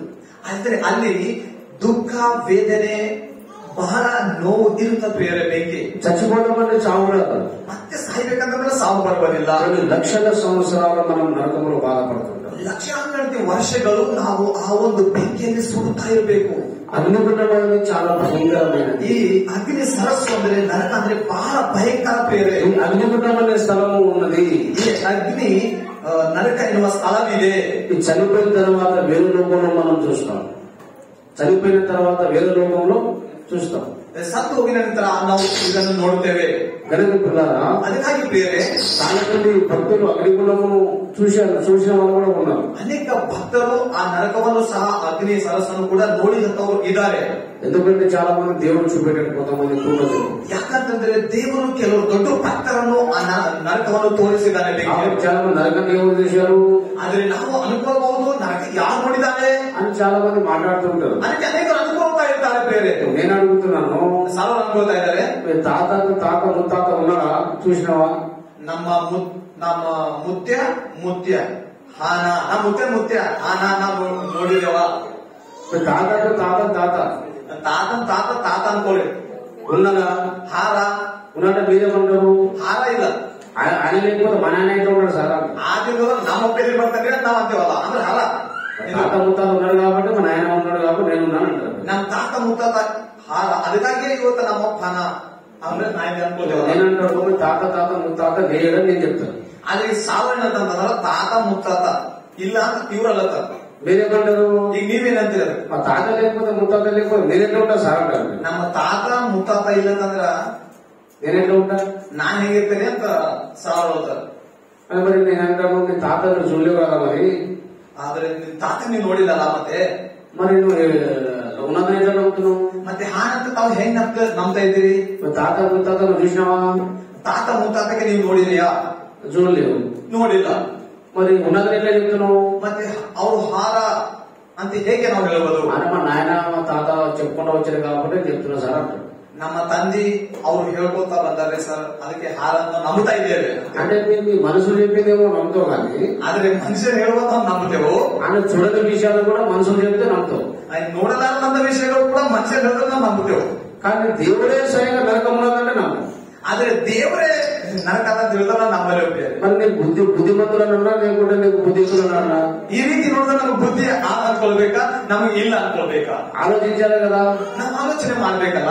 చాలా విషయాలు మన తాతలు చెప్పిన అది వాస్తవ సత్యము కాదు చూడకుండానే చెప్పిన అన్ని గుడి నమ్మేస్తాం. ನನ್ನ ತಾತಗಳು ಅನೇಕ ವಿಷಯಗಳು ನಾವು ನೋಡಲಂತ ವಿಷಯಗಳು ಅವರು ಹೇಳಿರುವಾಗ ನಾವು ನಂಬುತ್ತೇವೆ. అది దేవుడే చెప్తున్నాడు నమ్ముది కదా. ಆದ್ರೆ ದೇವರೇ ಸ್ವತಃ ಹೇಳಿದ್ರು ನಾವು ನಂಬಲಕ ಬಹಳ ಕಷ್ಟ ಇರ್ತದೆ. ఇప్పుడు దేవుడు సత్యం చెప్తారా మనుషులు సత్యం చెప్తారా? ಮನುಷ್ಯ ಸತ್ಯ ಹೇಳ್ತಾನ ಇಲ್ಲ ದೇವರು ಸತ್ಯ ಹೇಳ್ತಾನ? ದೇವರು. మరి దేవుడు మాట వినాలి కదా. మరి ದೇವರ ಮಾತಿನ ನಂಬಬೇಕಲ್ಲ. ఆ దేవుడు ఏమంటున్నాడంటే, ఆ దేవుడు ಏನಂತ ಇದ್ದಾರಂದ್ರೆ, మీరందరూ కూడా పాపులు కనుక ನೀವೆಲ್ಲರೂ ಮನುಷ್ಯರೆಲ್ಲರೂ ಪಾಪಿಗಳು. ఆ పాప మొదటి మానవుడు వద్దన పన్ను తిన్నందుకు మీలో పాపం వచ్చింది. ಆ ಮರಣ ಮೊದಲನೇ ವ್ಯಕ್ತಿ ತಿನ್ನಬೇಡ ಅನ್ನೋ ಹಣ್ಣನ್ನು ತಿನ್ನ ಮೂಲಕ ಮರಣ ಬಂದಿದೆ. కాబట్టి ఆదా పాపేయుడు, ಅದಕ್ಕಾಗಿ ಆದಾಮನು ಪಾಪಿಯಾಗಿದ್ದಾನೆ. ఆయన రక్తం పంచుకునే మానవ జాతి వచ్చింది కాబట్టి ಅದನ್ನ ರಕ್ತವನ್ನು ಹಂಚಿಕೊಂಡೆ ಈ ಮನುಷ್ಯ ಜನಾಂಗ ಎಲ್ಲ ಬಂದಿದೆ. కాబట్టి ఆయనలో ఉన్న పాపం ప్రతి మనిషిలో ప్రవేశించింది. ಆತನಲ್ಲಿರುವ ಅದೇ ರಕ್ತ ನಮ್ಮೆಲ್ಲರ ಒಳಗೆ ಹರಿಯುತ್ತಾ ಬಂದಿದೆ. ఆ పాపం ద్వారా ఏమొచ్చింది? మరణం వచ్చిందని దేవుడు చెప్తున్నాడు. ಆ ಪಾಪದ ಮೂಲಕ ಏನ್ ಬಂದಿದೆ? ಮರಣ ಬಂದಿದೆ ಅಂತ ವಾಕ್ಯ ಹೇಳ್ತಾ ಇದೆ. గనుక పిల్లారా, ಅದಕ್ಕಾಗಿ ಪ್ರಿಯರೇ, ఈ రెండో మరణం అనే అగ్నిగుండం అనే ప్రమాదం మనకు ఈ పాపం ద్వారా వచ్చిందని దేవుడు చెప్తున్నాడు. ಈ ಎರಡನೇ ಮರಣ, ಈ ಅಗ್ನಿ ಸರಸ್ಸು ನರಕ ಎನ್ನುವುದು ಇದು ಆ ಮೊದಲನೇ ಪಾಪದಿಂದ ಬಂದಿದೆ. కాబట్టి అగ్నిగుండం అనే ప్రమాదం ప్రతి మనిషికి ఉన్నది. ಆದರೆ ಈ ಒಂದು ನರಕ ಅಗ್ನಿ ಎನ್ನುವ ಪ್ರಮಾದ ಪ್ರತಿ ಒಂದು ವ್ಯಕ್ತಿಗೆ ಇದೆ. నరకం నుంచి రక్షణ పొందాలని దేవుడు కోరుకుంటున్నాడు. ಈ ಒಂದು ನರಕದಿಂದ ಪ್ರತಿ ಒಂದು ಮನುಷ್ಯರು ರಕ್ಷಣೆ ಹೊಂದಬೇಕು ಅಂದ್ರೆ ಆಸೆ. నరకం నుంచి రక్షణ పొందాలంటే యేసునామంలోనే పొందగలుగుతాం. ಆದ್ರೆ ನರಕದಿಂದ ರಕ್ಷಣೆ ಹೊಂದಬೇಕಂದ್ರೆ ಅದು ಕೇವಲ ಯೇಸುವಿನ ನಾಮದಲ್ಲಿ ಮಾತ್ರ ರಕ್ಷಣೆ ಇದೆ. మరి ఎందుకు పొందుతాము? వేరే దేవుని నామం ఎందుకు పొందాము? ಯಾಕೆ ಯೇಸು ನಾಮದಲ್ಲಿ? చాలా మంది క్రైస్తవులు అడుగుతారు, క్రైస్తవులు అల్లుడు అడుగుతారు. చాలా మంది ಕ್ರೈಸ್ತವರು ಅನ್ಯ ಜನರು ಕೂಡ ಅನೇಕರು ಕೇಳ್ತಾ ಇದ್ದಾರೆ, మీరు యేసు ప్రభువును నమ్ముకునే పరలోకం అన్నారు సార్, ఎందుకు? ಇನ್ನು ಯೇಸುವಿನ ನಾಮದಲ್ಲಿ ಪರಲೋಕ, యేసు నమ్ముకునే పరలోకం పోతాం అన్నారు కదా, ఎందుకు? ಯೇಸುವನ್ನು ನಂಬಿದರೆ ಪರಲೋಕ ಹೋಯ್ತಿ ಅಂತ ಹೇಳ್ತಿರಲ್ರಿ ಸಭೆ ಮಾತ್ರ. ಯಾಕ మీరు యేసు నమ్ముకుని అట్లాంటి మేము ఇట్లా ఈ దేవుడు ఇట్లా వస్తాము ಶಾರ್ಟ್ ಕಟ್. ನೀ ಯೇಸುವಿನ ನಂಬಿ ಆ ರೂಟಿನಾಗ ನಾವು ಶಾರ್ಟ್ ಕಟ್ ಆಗಿ ಇನ್ನೊಂದು ದೇವರಿಗೆ ನಂಬಿ ಹ್ಯಾಂಗ್ ಬರ್ತೇವೆ ಅಂತ ನಾವು. కాబట్టి వాళ్ళు ఏం సమాధానం చెప్తావు? ಆದ್ರೆ ಅಂತ ಜನರಿಗೆ ನಾವು ಏನ್ ಸಮಾಧಾನ? మా యేసు ప్రభు నిజమైన దేవుడు అంటారు. ಯೇಸು ಸ್ವಾಮಿ ನಿಜವಾದ ದೇವರೇ ಅಂತ ನಾವು ಹೇಳ್ತೇವೆ. మా దేవుడు కూడా నిజమైన దేవుడు. ನಮ್ ದೇವರು ನಿಜವಾದ ದೇವರು ಅಂತ ಹೇಳ್ತೇವೆ. మా దేవుడు మరణి తిరిగి లేచిన అంటారు. ನಮ್ ದೇವರು ಸತ್ತು ಮತ್ತು ಜೀವಿತನಾಗಿ ಎದ್ದಿದ್ದಾನೆ ಅಂತ ಹೇಳ್ತೇವೆ.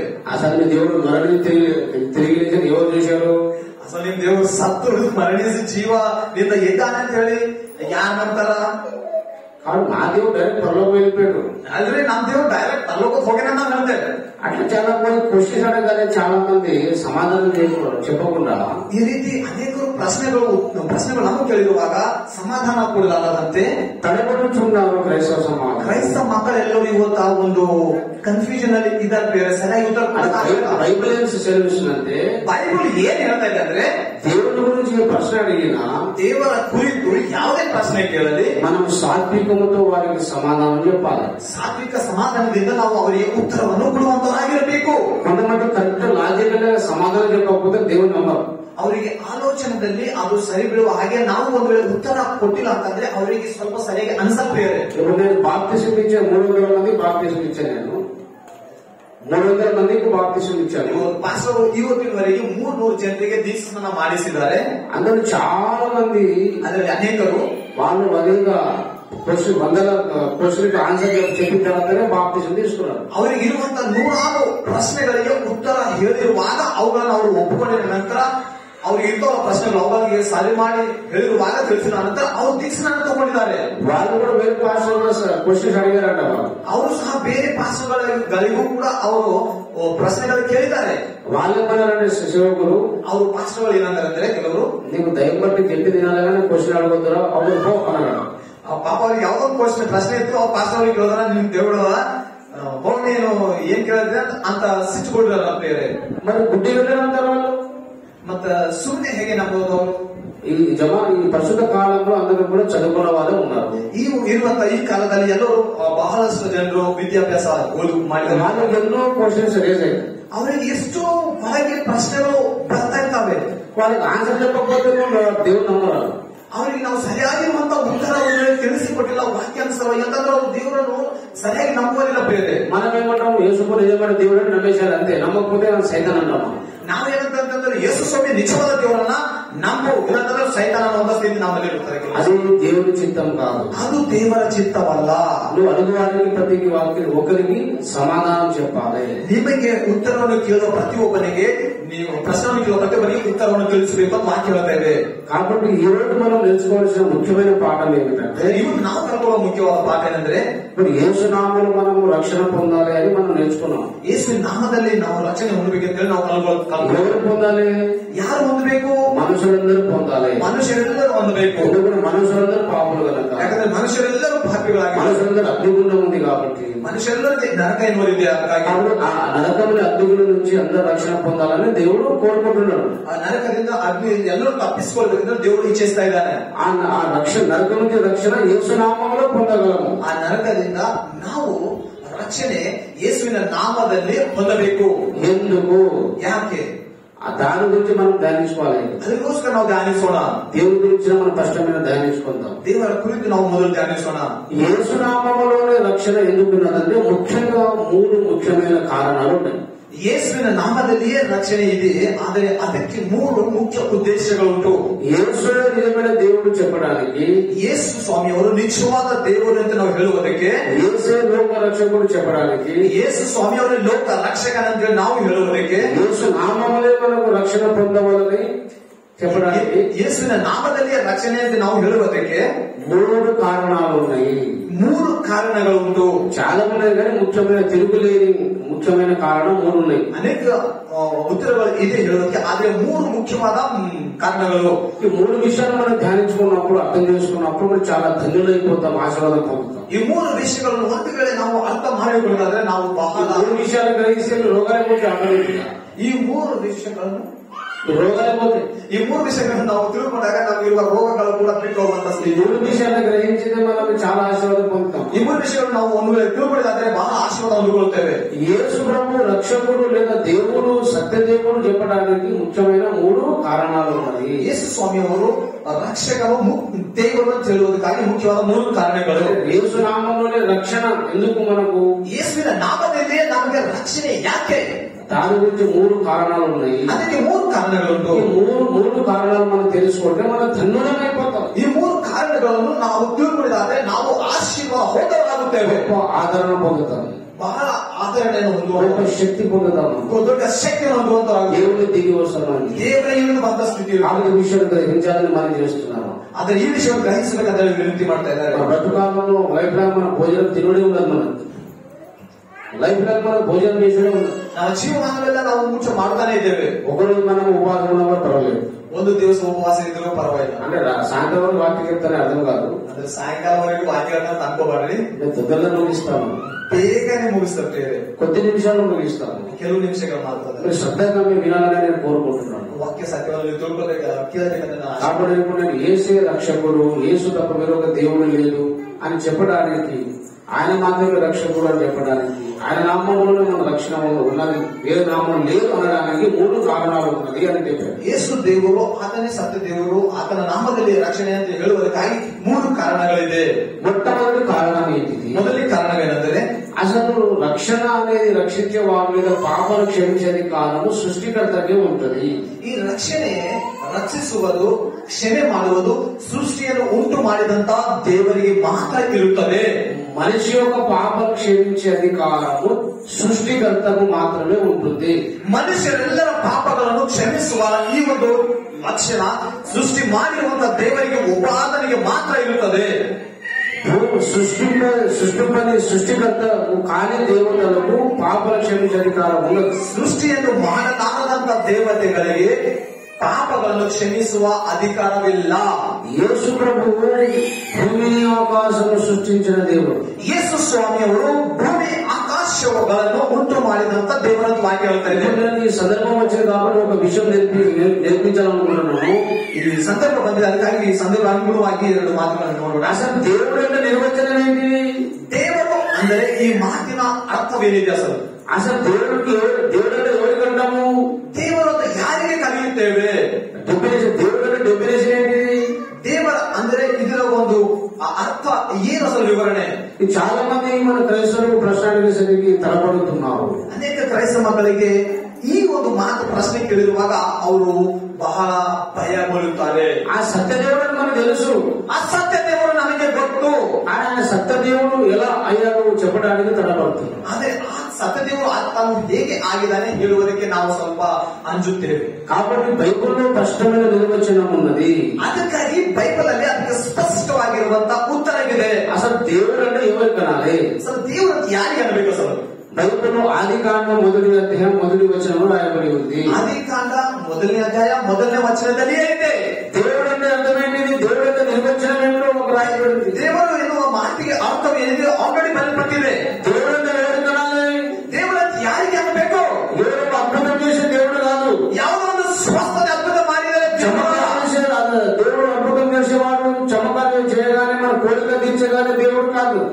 ಯಾವುದೋ ಒಂದು ಚಮತ್ಕಾರ ಅದ್ಭುತ ಮಾತ್ರ ಮಾಡಿದಷ್ಟರಲ್ಲೇ చాలా మంది దేవుడు అంటే ఏమనుకుంటున్నాడు? ಅನೇಕರು ದೇವರು ಅಂದ್ರೆ ಏನ್ ಅನ್ಕೋತಾ ಇದ್ದಾರೆ ಅಂದ್ರೆ, నేను మొక్కుకున్నాను, ఆ మొక్కుకొని దేవుడు తీర్చాడు కాబట్టి ఆయన దేవుడు అనుకుంటున్నాడు. ನಾನು ಬೇಡಿಕೆ ಬೇಡಿಕೊಂಡಿದ್ದೇನೆ, ಅದರ ದೇವರು ತೀರಿಸಿದ್ದಾನೆ, ಅದಕ್ಕೆ ಅವರು ದೇವರು ಅಂತ ಅನ್ಕೋತಾರೆ ಅನೇಕರು. సడన్ గా ఒక అద్భుతం చేశాడు కాబట్టి దేవుడు అనుకుంటున్నారు చాలా మంది. ಒಂದು ಅದ್ಭುತವಾಗಿದೆ ಸಡನ್ ಆಗಿ, ಅದಕ್ಕಾಗಿ ಅದು ನಿಜವಾದ ದೇವರು ಅಂತ ಅನ್ಕೋತಾರೆ ಕೆಲವರು. ఒకవేళ అద్భుతం చేసినందుకే దేవుడు అయితే, ಅದ್ಭುತ ಮಾಡಿದವರೇ ಮೊದಲೇ ದೇವರು ಆದರೆ, నా కోరిక తీర్చినందుకే ఈయన దేవుడు ನನ್ನ ದೇವರು ಕೋರಿಕೆ ತೀರಿಸಿದಕ್ಕಾಗಿ ಇವನು ದೇವರಾದರೆ, మరి సైతాన్ కూడా కోరిక తీర్చగలుగుతాడు. ಸೈತಾನನು ಸಹ ಕೆಲವು ಕೋರಿಕೆಗಳನ್ನು ಅದ್ಭುತಗಳನ್ನು ಮಾಡುತ್ತಾನೆ. సైతాన్ కూడా అద్భుతం చేయగలుగుతాడు. ಸೈತಾನನು ಸಹ ಅದ್ಭುತಗಳನ್ನು ನಡೆಸುತ್ತಾನೆ. ఇప్పుడు ನೀವು మోషే ఐగుప్తు దేశానికి వెళ్ళినప్పుడు, ಮೋಶೆ ಐಗುಪ್ತ ದೇಶಕ್ಕೆ ಹೋಗಿರುವಾಗ, ఇశ్రాయేలులను విడిపించడానికి వెళ్ళినప్పుడు, ಇಸ್ರಾಯೇಲ್ ಜನಾಂಗಕ್ಕೆ ಬಿಡಿಸುವುದಕ್ಕೆ ಹೋಗಿರುವಾಗ, మోషే భక్తుడు ఫరోరాజు ఎదుట ಈ ಮೋಶೆ ಭಕ್ತನು ಫರೋಹನ ರಾಜನ ರಾಜ್ಯದಲ್ಲಿ కర్రను పాముగా మార్చిండు. అవునా కదా? కర్రను కట్టెను పాముగా మార్చిండు. ಕಟ್ಟಿಗೆ ನಮ್ಮ ಬೇರೆ ಭಾಷೆ ಕೋಲನ್ನು ಸರ್ಪವಾಗಿ ಹಾವಾಗಿ ಮಾಡಿದ್ದಾನೆ. అవునా కదా? ಮೋಶೆ ಮಾಡಿದ್ದಾನಲ್ಲ, మోషే అద్భుతం చేసిన లేదా? ಮೋಶೆ ಅದ್ಭುತ ಮಾಡಿದ್ದಾನೆ ಇಲ್ಲ? ఎంతమంది తెలుసు? చేయలేకపోయినా ఒకసారి ಎಷ್ಟು ಜನ ಗೊತ್ತಿದೆ? ನಾವು ಕೈ ಎಬ್ಬಿಸೋಣ. ಮೋಶೆ ಕೋಲನ್ನು ಹಾವು ಮಾಡಿದ್ರು. చాలా సంతోషం. ಹಲ್ಲೆಲೂಯಾ. హల్లెలూయా. ఇప్పుడు అదే స్థలంలో ఐగుప్తు మంత్రగానులు కూడా ಅದೇ ಸಂದರ್ಭದಲ್ಲಿ ಅದೇ ಐಗುಪ್ತಿನಲ್ಲಿ ಅಲ್ಲಿರುವಂತಹ కర్రను పాముగా మార్చిండు. ಅಲ್ಲಿರುವಂತಹ ಫರೋನ ಕೆಲವರು ಮನುಷ್ಯರಿದ್ದಾರೆ, ಮಂತ್ರೋಚ್ಚರಣೆ ಮಾಡೋ. తెలుసా? ಅವರು ಕೂಡ ಕೋಲನ್ನು ಹಾವು ಮಾಡಿದ್ದಾರೆ. మరి ఇప్పుడు సైతానికి శక్తి లేదా? ಮತ್ತೆ ಈಗ ಸೈತಾನಿಗೆ ಎದುರಿರುವಂತಹ ಅವರು ಮಂತ್ರವಾದಿಗಳಲ್ಲ, ಅವರು ಹಾವು ಮಾಡಿ ತಟ್ಟಿಗೆ ತಗೊಂಡು దేవుడు చేసిన అద్భుతం సైతం చేసింది లేదా మంత్రంలో? ಇಲ್ಲಿ ಮೋಶೆನೂ ಮಾಡ್ಯಾರ, ಮತ್ತೆ ಅವ್ರು ಮಾಡ್ಯಾರಲ್ಲ. అవునా కదా? అయితే నిర్గమకాండం గురించి డౌట్ ఎందుకు? ವಿಮೋಚನೆ ಕಾಂಡ ನೋಡೋಣ ಬೇರೆ. నిర్గమకాండంలో దేవుడు చాలా స్పష్టంగా చెప్పాడు. దేవుడు చేసిన కార్యాలు కొంతమంది మంత్రగానులు కూడా చేశాడు. దయచేసి 8వ అధ్యాయంలో చూడండి. 8ನೇ ಅಧ್ಯಾಯ ನೋಡಿಕೊಳ್ಳೋಣ ಬೇರೆ. 8వ ಅಧ್ಯಾಯము 8ನೇ ಅಧ್ಯಾಯ 11వ ವಚನ చూడండి. 11ನೇ ವಚನ ನಾವು ಧ್ಯಾನ ಮಾಡೋಣ. 10వ ವಚನ. ಅದಕ್ಕೆ ಮೋಶೆ, ನಿನ್ನ ಮಾತಿನ ಪ್ರಕಾರವೇ ಆಗುವುದು.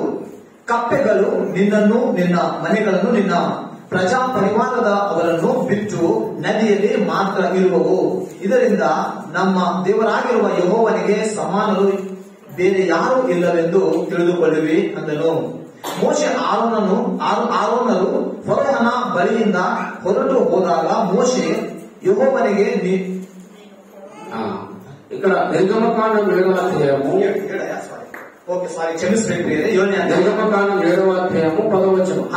10ನೇ ವಚನ 7-10 ನೋಡೋಣ ಬೇರೆ. ಮೋಶೆ ಆರೋನರು ಫರೋಹನ ಬಳಿಗೆ ಹೋಗಿ ಯೆಹೋವನು ತಮಗೆ ಆಜ್ಞಾಪಿಸಿದಂತೆಯೇ ಮಾಡಿದರು. ಆರೋನನು ತನ್ನ ಕೋಲನ್ನು ಫರೋಹನ ಮತ್ತು ಅವನ ಪರಿವಾರದವರ ಮುಂದೆ ನೆಲದಲ್ಲಿ ಬಿಸಾಡಿದಾಗ ಅದು ಸರ್ಪವಾಯಿತು. అది 10-11 వచనంలో ఏం రాయబడింది? 10-11 ವಚನದಲ್ಲಿ ಏನಾಗಿದೆ? మోషే కర్రను పాముగా మార్చాడు. ಮೋಶೆನ ಕೋಲು ಹಾವಾಗಿ ಮಾರ್ಪಾಟಾಗಿದೆ. అలాగనే అదే రీతి అలాగే మంత్రగాళ్ళు కూడా ఏం చేశారు, కథను పాముగా మార్చారు. ಅಲ್ಲಿರುವಂತ ಫರೋನ ಮಂತ್ರಿಗಳು ಅವರು ಕೂಡ ಕೋಲಿಂದ ಹಾವುಗಳನ್ನಾಗಿ ಮಾಡಿದ್ದಾರೆ. మంత్రగాళ్ళు కూడా అలాగే చేసేది. ಮಂತ್ರವಾದಿಗಳು ಕೂಡ ಅದೇ ರೀತಿ ಮಾಡಿದರೆ ವಾಕ್ಯ ಹೇಳ್ತಾ ಇದೆ. గనుక పిల్లరా, ಅದಕ್ಕಾಗಿ ಪ್ರಿಯರೇ, అలాగే దాని ద్వారా రెండో అద్భుతం కూడా దేవుడు చేసిన కార్యం మంత్రగాళ్ళు కూడా చేశారు. ಇನ್ನೊಂದು ಅದ್ಭುತಗಳನ್ನು ಕೂಡ ನೋಡೋಣ. నీళ్లు రక్తంగా మార్చిన మోసే, ನೀರನ್ನು ರಕ್ತವನ್ನಾಗಿ ಮೋಶೆ ಮಾರ್ಪಡಿಸಿದ್ದಾರೆ. అలాగే మంత్రగాళ్ళు కూడా నీళ్లను రక్తంగా మార్చారు. ಅದೇ ರೀತಿ ಆ ಮಂತ್ರವಾದಿಗಳು ಸಹ ನೀರನ್ನು ರಕ್ತವನ್ನಾಗಿ ಮಾರ್ಪಡಿಸಿದ್ದಾರೆ. మీరు 7వ అధ్యాయం 21వ వచనము 22వ వచనం చదివితే ఇక్కడ రాయబడి ఉంది. 21వ వచನದಲ್ಲಿ ಇದೆಲ್ಲ ಬರೆಯಲ್ಪಟ್ಟಿದೆ ಪ್ರಿಯರೇ. గనుక పిల్లరా, ಅದಕ್ಕಾಗಿ ಪ್ರಿಯರೇ, అలాగే ఇంకో విషయం, మూడవ అద్భుతం ఏమిటంటే, ಮೂರನೇ ಅದ್ಭುತ ಏನಂದ್ರೆ కప్పలను వచ్చినట్టు చేసి కప్పలను ಕಪ್ಪೆಗಳು ಬರುವ ಹಾಗೆ ಮಾಡಿದ್ದಾರೆ. మంత్రగాళ్ళు కూడా కప్పలను వచ్చినట్టు, ಆ ಮಂತ್ರವಾದಿಗಳು ಸಹ ಕಪ್ಪೆಗಳು ಬರುವ ಹಾಗೆ ಮಾಡಿದ್ದಾರೆ. దేశమంతా కప్పలు వచ్చినట్టుగా మోసే చేసిండు. ಕಪ್ಪೆಗಳು ಬರುವ ಹಾಗೆ ಮೋಸ ಮಾಡಿದ್ದಾರೆ. అలాగే ఆ ఐగుప్తు దేశంలో ఉన్న మంత్రగాళ్ళు కూడా మంత్రాల చేత కప్పలు వచ్చేటట్టు చేసి, ಅದೇ ರೀತಿ ಐಗುಪ್ತದಲ್ಲಿರುವ ಮಂತ್ರವಾದಿಗಳು ಸಹ ಮಂತ್ರಗಳಿಂದ ಕಪ್ಪೆಗಳು ಬರುವ ಹಾಗೆ ಮಾಡಿದ್ದಾರೆ. ఇప్పుడు నేను చెప్పడం కాదు, ಇವಾಗ ಪಾಸ್ಟರ್ ಈ ಮಾತು ಹೇಳ್ತಾ ಇಲ್ಲ ಪ್ರಿಯರೇ, అది బైబిల్లో ఉన్న విషయం చెప్తున్నాను. ಅದು ಬೈಬಲ್ ಅಲ್ಲಿ ಸತ್ಯ ವೇದದಲ್ಲಿರುವಂತಹ ವಿಷಯವನ್ನು ತಿಳಿಸ್ತಾ ಇದ್ದಾರೆ. ఈ 3 అద్భుతాలు మంత్రగాళ్ళు చేయగలిగారు కానీ ಈ 3 ಅದ್ಭುತಗಳನ್ನು ಮಂತ್ರವಾದಿಗಳು ಮಾಡಿದ್ದಾರೆ. దాని తర్వాత వాళ్ళకి వేరే అద్భుతాలు చేయలేకపోయారు. ಆದ್ರೆ ಅನಂತರ ಈ 3 ಅನಂತರ ಅವರಿಗೆ ಬೇರೆ ಅದ್ಭುತಗಳು ಮಾಡಕ್ ಆಗಿಲ್ಲ. ఇక్కడ విషయం ఏంటంటే, ಈ ವಿಷಯವೇನೆಂದರೆ దేవుడు చేసిన కొన్ని పనులు సైతాను కూడా చేయగలుగుతారు. ಅಂದ್ರೆ ಇದರ ಅರ್ಥ ಪ್ರಿಯರೇ, ದೇವರು ಮಾಡಿರುವ ಕೆಲವು ಅದ್ಭುತಗಳನ್ನು ಸೈತಾನ ಕೂಡ ಮಾಡಿದ್ದಾನೆ. దేవుడు సమానుడు కాదు సైతాను. ಆದ್ರೆ ದೇವರ ಜೊತೆ ಸಮಾನನು ಸೈತಾನು ಅಲ್ಲ. దేవుడు చేసినంత కార్యం చేయలేడు. ದೇವರು ಮಾಡಿರುವಷ್ಟು ಕಾರ್ಯಗಳನ್ನು ಸೈತಾನು ಮಾಡಲಾಗುವುದಿಲ್ಲ. కానీ దేవుడు చేసిన కొన్ని పనులు సైతాన్ కూడా చేయగలదు. ದೇವರು ಮಾಡಿರುವ ಕೆಲವು ಕಾರ್ಯಗಳನ್ನು ಸೈತಾನು ಮಾಡುತ್ತಾನೆ. కాబట్టి రోజు కొత్త కొత్త దేవుడు ఎందుకు వస్తున్నారంటే, ಆದರೆ ಜನರು ದೇವರ ಸನ್ನಿಧಿಗೆ ಯಾಕೆ ಬರ್ತಾ ಇದ್ದಾರೆ? అసలు దేవుడు అంటే ఎవరు కనాలో వాళ్ళకి తెలియదు. దేవుడు అంటే ఎవరు అనాలి, ಆದ್ರೆ ದೇವರು ಯಾರು ಅಂತ ಯಾರು ಹೇಳಬೇಕು ಗೊತ್ತಿಲ್ಲ ಬೇರೆ, వాళ్ళకి తెలియదు. చాలా మంది ಅನೇಕರಿಗೆ ಗೊತ್ತಿಲ್ಲ. ఇప్పుడు భూలోక ప్రజలు ఏమనుకుంటారంటే, ಭೂಮಿ ಮೇಲೆ ಇರುವಂತಹ ಭೌತಿಕ ಪರವಾದ ಜನರು ಏನ್ ಅನ್ಕೊಳ್ತಾ ಇದ್ದಾರೆ ಅಂದ್ರೆ, నేను ఒక దేవుడు మొక్కుకున్నాను, మొక్కుబడి దేవుడు నెరవేర్చిండు కాబట్టి దేవుడు అనుకుంటున్నాను. ನಾನು ಒಂದು ದೇವತೆ ಹತ್ರ ನಾನು ಒಂದು ಬೇಡಿಕೆ ಮಾಡಿಕೊಂಡಿದ್ದೆ, ನಾನು ತೀರಿದೆ, ಆ ಕಾರ್ಯ ಆಗಿದೆ, ಅದಕ್ಕೆ ನಾನು ದೇವರು ಅನ್ಕೊಳ್ತಾ ಇದ್ದೇನೆ. ఇప్పుడు చిన్న ఒక అద్భుతం జరగాలి, ఆ దేవుడు చేయగానే ఇదే చేయమని దేవుడు అనుకోడు. చాలా ಒಂದು ಚಿಕ್ಕ ಅದ್ಭುತ ಆಗಿದ್ರೆ ಇವರ ನಿಜವಾದ ದೇವರು ಅಂತ ಅನ್ಕೊಳ್ತಾ ಇದ್ದಾರೆ. కాబట్టి అట్లా అనుకుంటే మంత్రగాళ్ళు కూడా మరి అద్భుతం చేస్తున్నారు కదా. ಯಾಕೆ ಅನ್ಕೊಂಡಿದ್ರೆ ಈ ಮಂತ್ರವಾದಿಗಳು ಸಹ ಅದ್ಭುತವಾಗಿ ಮಾಡ್ತಾ ಇದ್ದಾರಲ್ಲ. మరి దేవులాగానే మంత్రగాళ్ళు అద్భుతం చేస్తే, ದೇವರು ಹಾಗೆ ಈ ಮಂತ್ರವಾದಿಗಳು ಸಹ ಅದ್ಭುತಗಳು ಮಾಡಿದರೆ, మరి మంత్రగాళ్ళు కూడా మన దేవుడిని మొక్కాల్సిన అవసరం వస్తుంది. ಮತ್ತೆ ಮಂತ್ರವಾದಿಗಳನ್ನು ಸಹ ದೇವರು ಅಂತ ಹೇಳಿ ನಾವು ಅವರಿಗೆ ಆರಾಧನೆ ಮಾಡಬೇಕಾಗುವ ಸ್ಥಿತಿ ಬರುತ್ತೆ. మంత్రగాళ్ళకు మనం దేవుడిని మొక్కటమా, ಮತ್ತೆ ಈ ಮಂತ್ರವಾದಿಗಳಿಗೆ ನಾವು ದೇವರು ಅಂತ ಹೇಳಿ ಅವ್ರಿಗೆ ನಾವು ಆರಾಧನೆ ಮಾಡಬೇಕಾಗ మంత్రాల చేత కూడా కొన్ని కోరికలు నెరవేర్చుకోవచ్చు. ಮಂತ್ರವಾದಿಗಳ ಹತ್ರ ಕೆಲವು ಕೋರಿಕೆಗಳು ತೀರಿಸಿಕೊಳ್ಬಹುದು. మంత్రాలకు ఆ శక్తి పొందడానికి ఉండదు. మంత్రాలకు మన కోరిక నెరవేర్చుకునే కొన్ని శక్తి ఉండదు. ಮಂತ್ರವಾದಿಗಳಿಗೆ ಕೆಲವು ಕೋರಿಕೆಗಳು ತೀರಿಸಿಕೊಳ್ಳುವ ಅವರಿಗೆ ಅವಕಾಶ ಇದೆ. మరి మన మంత్రగాళ్ళు మన కోరికలు తీరుస్తాం మంత్రాల చేత, ఆ శక్తి పొందవరకు ఉంది వాళ్ళు. ನಾವು ಹೊಂದುವ ಕಾರ್ಯಗಳು ಅವರ ಮಂತ್ರಗಳಿಂದ ಕೆಲವು ನಾವು ಹೊಂದ್ಕೊಳ್ಬಹುದು. ಒಂದು ವೇಳೆ మరి మంత్రగాళ్ళకి ఇప్పుడు నా కోరిక తీరుస్తున్నాడు కాబట్టి, అనుకున్నది చేస్తున్నాడు కాబట్టి, ನಮ್ಮ ಒಂದು ಕೋರಿಕೆ ಇಲ್ಲ, ನಮ್ಮ ಅವಸರದಿಂದ ಮಂತ್ರವಾದಿಗಳು ತೀರಿಸ್ತಾ ಇದ್ದಾರೆ ಅಂತ ಹೇಳಿ, కాబట్టి దేవుడు చేసిన అద్భుతాన్ని మంత్రగాళ్ళు మంత్రాల చేత చేస్తున్నారు కాబట్టి, ಈ ಮಂತ್ರವಾದಿಗಳು ಕೂಡ ಕೆಲವು ಅದ್ಭುತಗಳು ಮಾಡ್ತಾ ಇದ್ದಾರೆ. ಅದಕ್ಕಾಗಿ మంత్రగాళ్ళకి దేవుడిని పూజిస్తామా, ಮಂತ್ರವಾದಿಗಳಿಗೆ ನಾವು ದೇವರು ಅಂತ ಹೇಳಿ ಆರಾಧಿಸುತ್ತೇವಾ? కాబట్టి దేవుడు అంటే ఎవరంటే, ಇದಕ್ಕಾಗಿ ಬೇರೆ ದೇವರು ಅಂದ್ರೆ ಯಾರು ಅಂದ್ರೆ, అద్భుతం చేసేవాడు దేవుడు కాదు, ಅದ್ಭುತಗಳನ್ನು ಮಾತ್ರ ಮಾಡುವವರು ದೇವರಲ್ಲ. అలాగే మనం కోరిక నెరవేర్చేవాడు మాత్రమే దేవుడు కాదు, కోరిక నెరవేర్చేవాడు దేవుడు కాదు. ಮತ್ತೆ ನಮ್ಮ ಕೋರಿಕೆಗಳನ್ನು ಮಾಡುವಂತವರು ಮಾತ್ರ ದೇವರಲ್ಲ. దేవుడు అంటే అసలు నిర్వచనం ఏమిటంటే, ದೇವರಂದ್ರೆ ಇದರ ಸಂಪೂರ್ಣ ಅರ್ಥ ಏನಂದ್ರೆ, ఆది కాండంలో చెప్తున్నాడు మనం. ಆದಿ ಕಾಂಡದಲ್ಲಿ ನೋಡಿಕೊಳ್ಳೋಣ. ఆది అన్న దేవుడు భూమి ఆకాశములను సృజించెను. ಆದಿಯಲ್ಲಿ ದೇವರು ಆಕಾಶವನ್ನು ಭೂಮಿಯನ್ನು ಉಂಟು ಮಾಡಿದನು. ఆది అన్న దేవుడు ఏం చేశాను, ಆದಿಯಲ್ಲಿ ದೇವರು ಏನ್ ಮಾಡಿದ್ದಾನೆ, భూమిని ఆకాశములను సృజించాడు. ಭೂಮಿ ಆಕಾಶವನ್ನು ಉಂಟು ಮಾಡಿದ್ದಾನೆ. హల్లెలూయా, ಹಲ್ಲೆಲೂಯಾ, హల్లెలూయా. దేవుడు ఏం చేసినంట, ದೇವರು ಏನ್ ಮಾಡಿದ್ದಾನೆ, భూమిని ఆకాశమును సృజించాను. ಭೂಮಿ ಆಕಾಶವನ್ನು ಉಂಟು ಮಾಡಿದ್ದಾನೆ. ఎవరు చేశాను, ಯಾರು ಮಾಡಿದ್ದಾರೆ, మీరు చెప్పాలన్నారు. ನಾವು ಹೇಳೋಣ. దేవుడు ఏం చేసినట్ట, ದೇವರು ಏನ್ ಮಾಡಿದ್ದಾನೆ, భూమిని ఆకాశములను సృజించాడు. ಭೂಮಿ ಆಕಾಶ ಆಕಾಶಗಳನ್ನು ಉಂಟು ಮಾಡಿದ್ದಾನೆ. ಅಂದ್ರೆ ದೇವರಂದ್ರೆ ఎవరు? ಅಂದ್ರೆ ದೇವರು ಅಂದ್ರೆ ಯಾರು ಇಲ್ಲಿ? భూమిని ఆకాశము సృష్టించిన వాడే దేవుడు. ಭೂಮಿ ಆಕಾಶವನ್ನು ಉಂಟು ಮಾಡಿದ ಆತನೇ ದೇವರು. భూమి ఆకాశము సృష్టించకుండా, ಭೂಮಿ ಆಕಾಶವನ್ನು ಸೃಷ್ಟಿ ಮಾಡದೆ ఇలాంటి బిల్డింగ్ బంగారంలాగా మార్చినా సరే మనం నమ్మము. ಈ ಬಿಲ್ಡಿಂಗ್ ಅನ್ನು ಬಂಗಾರವನ್ನಾಗಿ ಬದಲಾವಣೆ ಮಾಡಿದರೂ ನಾವು ನಂಬಲಿಲ್ಲ. ఒకరు చచ్చిపోయిన వానికి లేపినా సరే ఆ దేవుడు నమ్మము. ಸತ್ತೋಗಿರೋನು ಒಬ್ಬರಿಗೆ ಎಬ್ಬಿಸಿದ್ರು ನಾವು ನಂಬಲಿಲ್ಲ. అంటే దేవుడు ఎవరంటే, ದೇವರನ್ನು ಯಾರಂದ್ರೆ అద్భుతం చేసేవాడు మాత్రమే దేవుడు కాదు, ಅದ್ಭುತಗಳನ್ನು ಮಾತ್ರ ಮಾಡುವವನೇ ದೇವರಲ್ಲ. కాబట్టి దేవుడు ఎవరంటే భూమిని ఆకాశము సృష్టించిన వాడే దేవుడు. ದೇವರಂದ್ರೆ ಭೂಮಿ ಆಕಾಶವನ್ನು ಉಂಟು ಮಾಡಿದ ಆತನು ದೇವರು. మరి ఇన్ని కోట్ల మంది దేవతలలో భూమి ఆకాశం ఎవరు సృష్టించాడు? ಇಷ್ಟು ಕೋಟಿ ದೇವರುಗಳಿದ್ದಾರಲ್ಲ, ಮತ್ತೆ ಯಾವ ಭೂಮಿ ಆಕಾಶವನ್ನು ಉಂಟು ಮಾಡಿದ್ದಾರೆ? ఆలోచించండి, ಆಲೋಚನೆ ಮಾಡೋಣ ನಾವು. అలాగే భూమి ఆకాశం సృష్టించిన దేవుడు ఎవరో చెప్పండి. ಭೂಮಿ ಆಕಾಶವನ್ನು ಉಂಟು ಮಾಡಿದ ದೇವರು ಯಾರು ಇದ್ದಾರೆ ಅಂತ ನಾವು ಕೇಳೋಣ. ಬೇರೆ ఒకరంటారు మా దేవుడు భూమి ఆకాశం సృష్టించాడని పరిగెత్తి వస్తాడు. ಒಬ್ಬರಂದ್ರೆ ನಮ್ಮ ದೇವರು ಭೂಮಿ ಆಕಾಶವನ್ನು ಉಂಟು ಮಾಡಿದ ಅಂತ ಹೇಳ್ತಾರೆ. కాబట్టి మా దేవుడు యేసు ప్రభు కాదంటాడు. ಅದಕ್ಕೆ ನಮ್ಮ ದೇವರು ಯೇಸು ಸ್ವಾಮಿ ದೇವರಲ್ಲ ಅಂತ ಅಂತಾರೆ. ఒకవేళ నువ్వు నమ్ముతున్న దేవుడు భూమి ఆకాశాన్ని సృష్టిస్తే, ಒಂದು ವೇಳೆ ನೀನು ನಂಬಿದ ದೇವರು ಭೂಮಿ ಆಕಾಶವನ್ನು ಉಂಟು ಮಾಡಿದಾದರೆ అడిగిన దానికి సమాధానం చెప్పాలి. నేను అడిగిన దానికి సమాధానం చెప్పాలి. ನಾವು ಹೇಳುವ ಪ್ರಶ್ನೆಗೆ ಉತ್ತರ ಹೇಳಬೇಕು.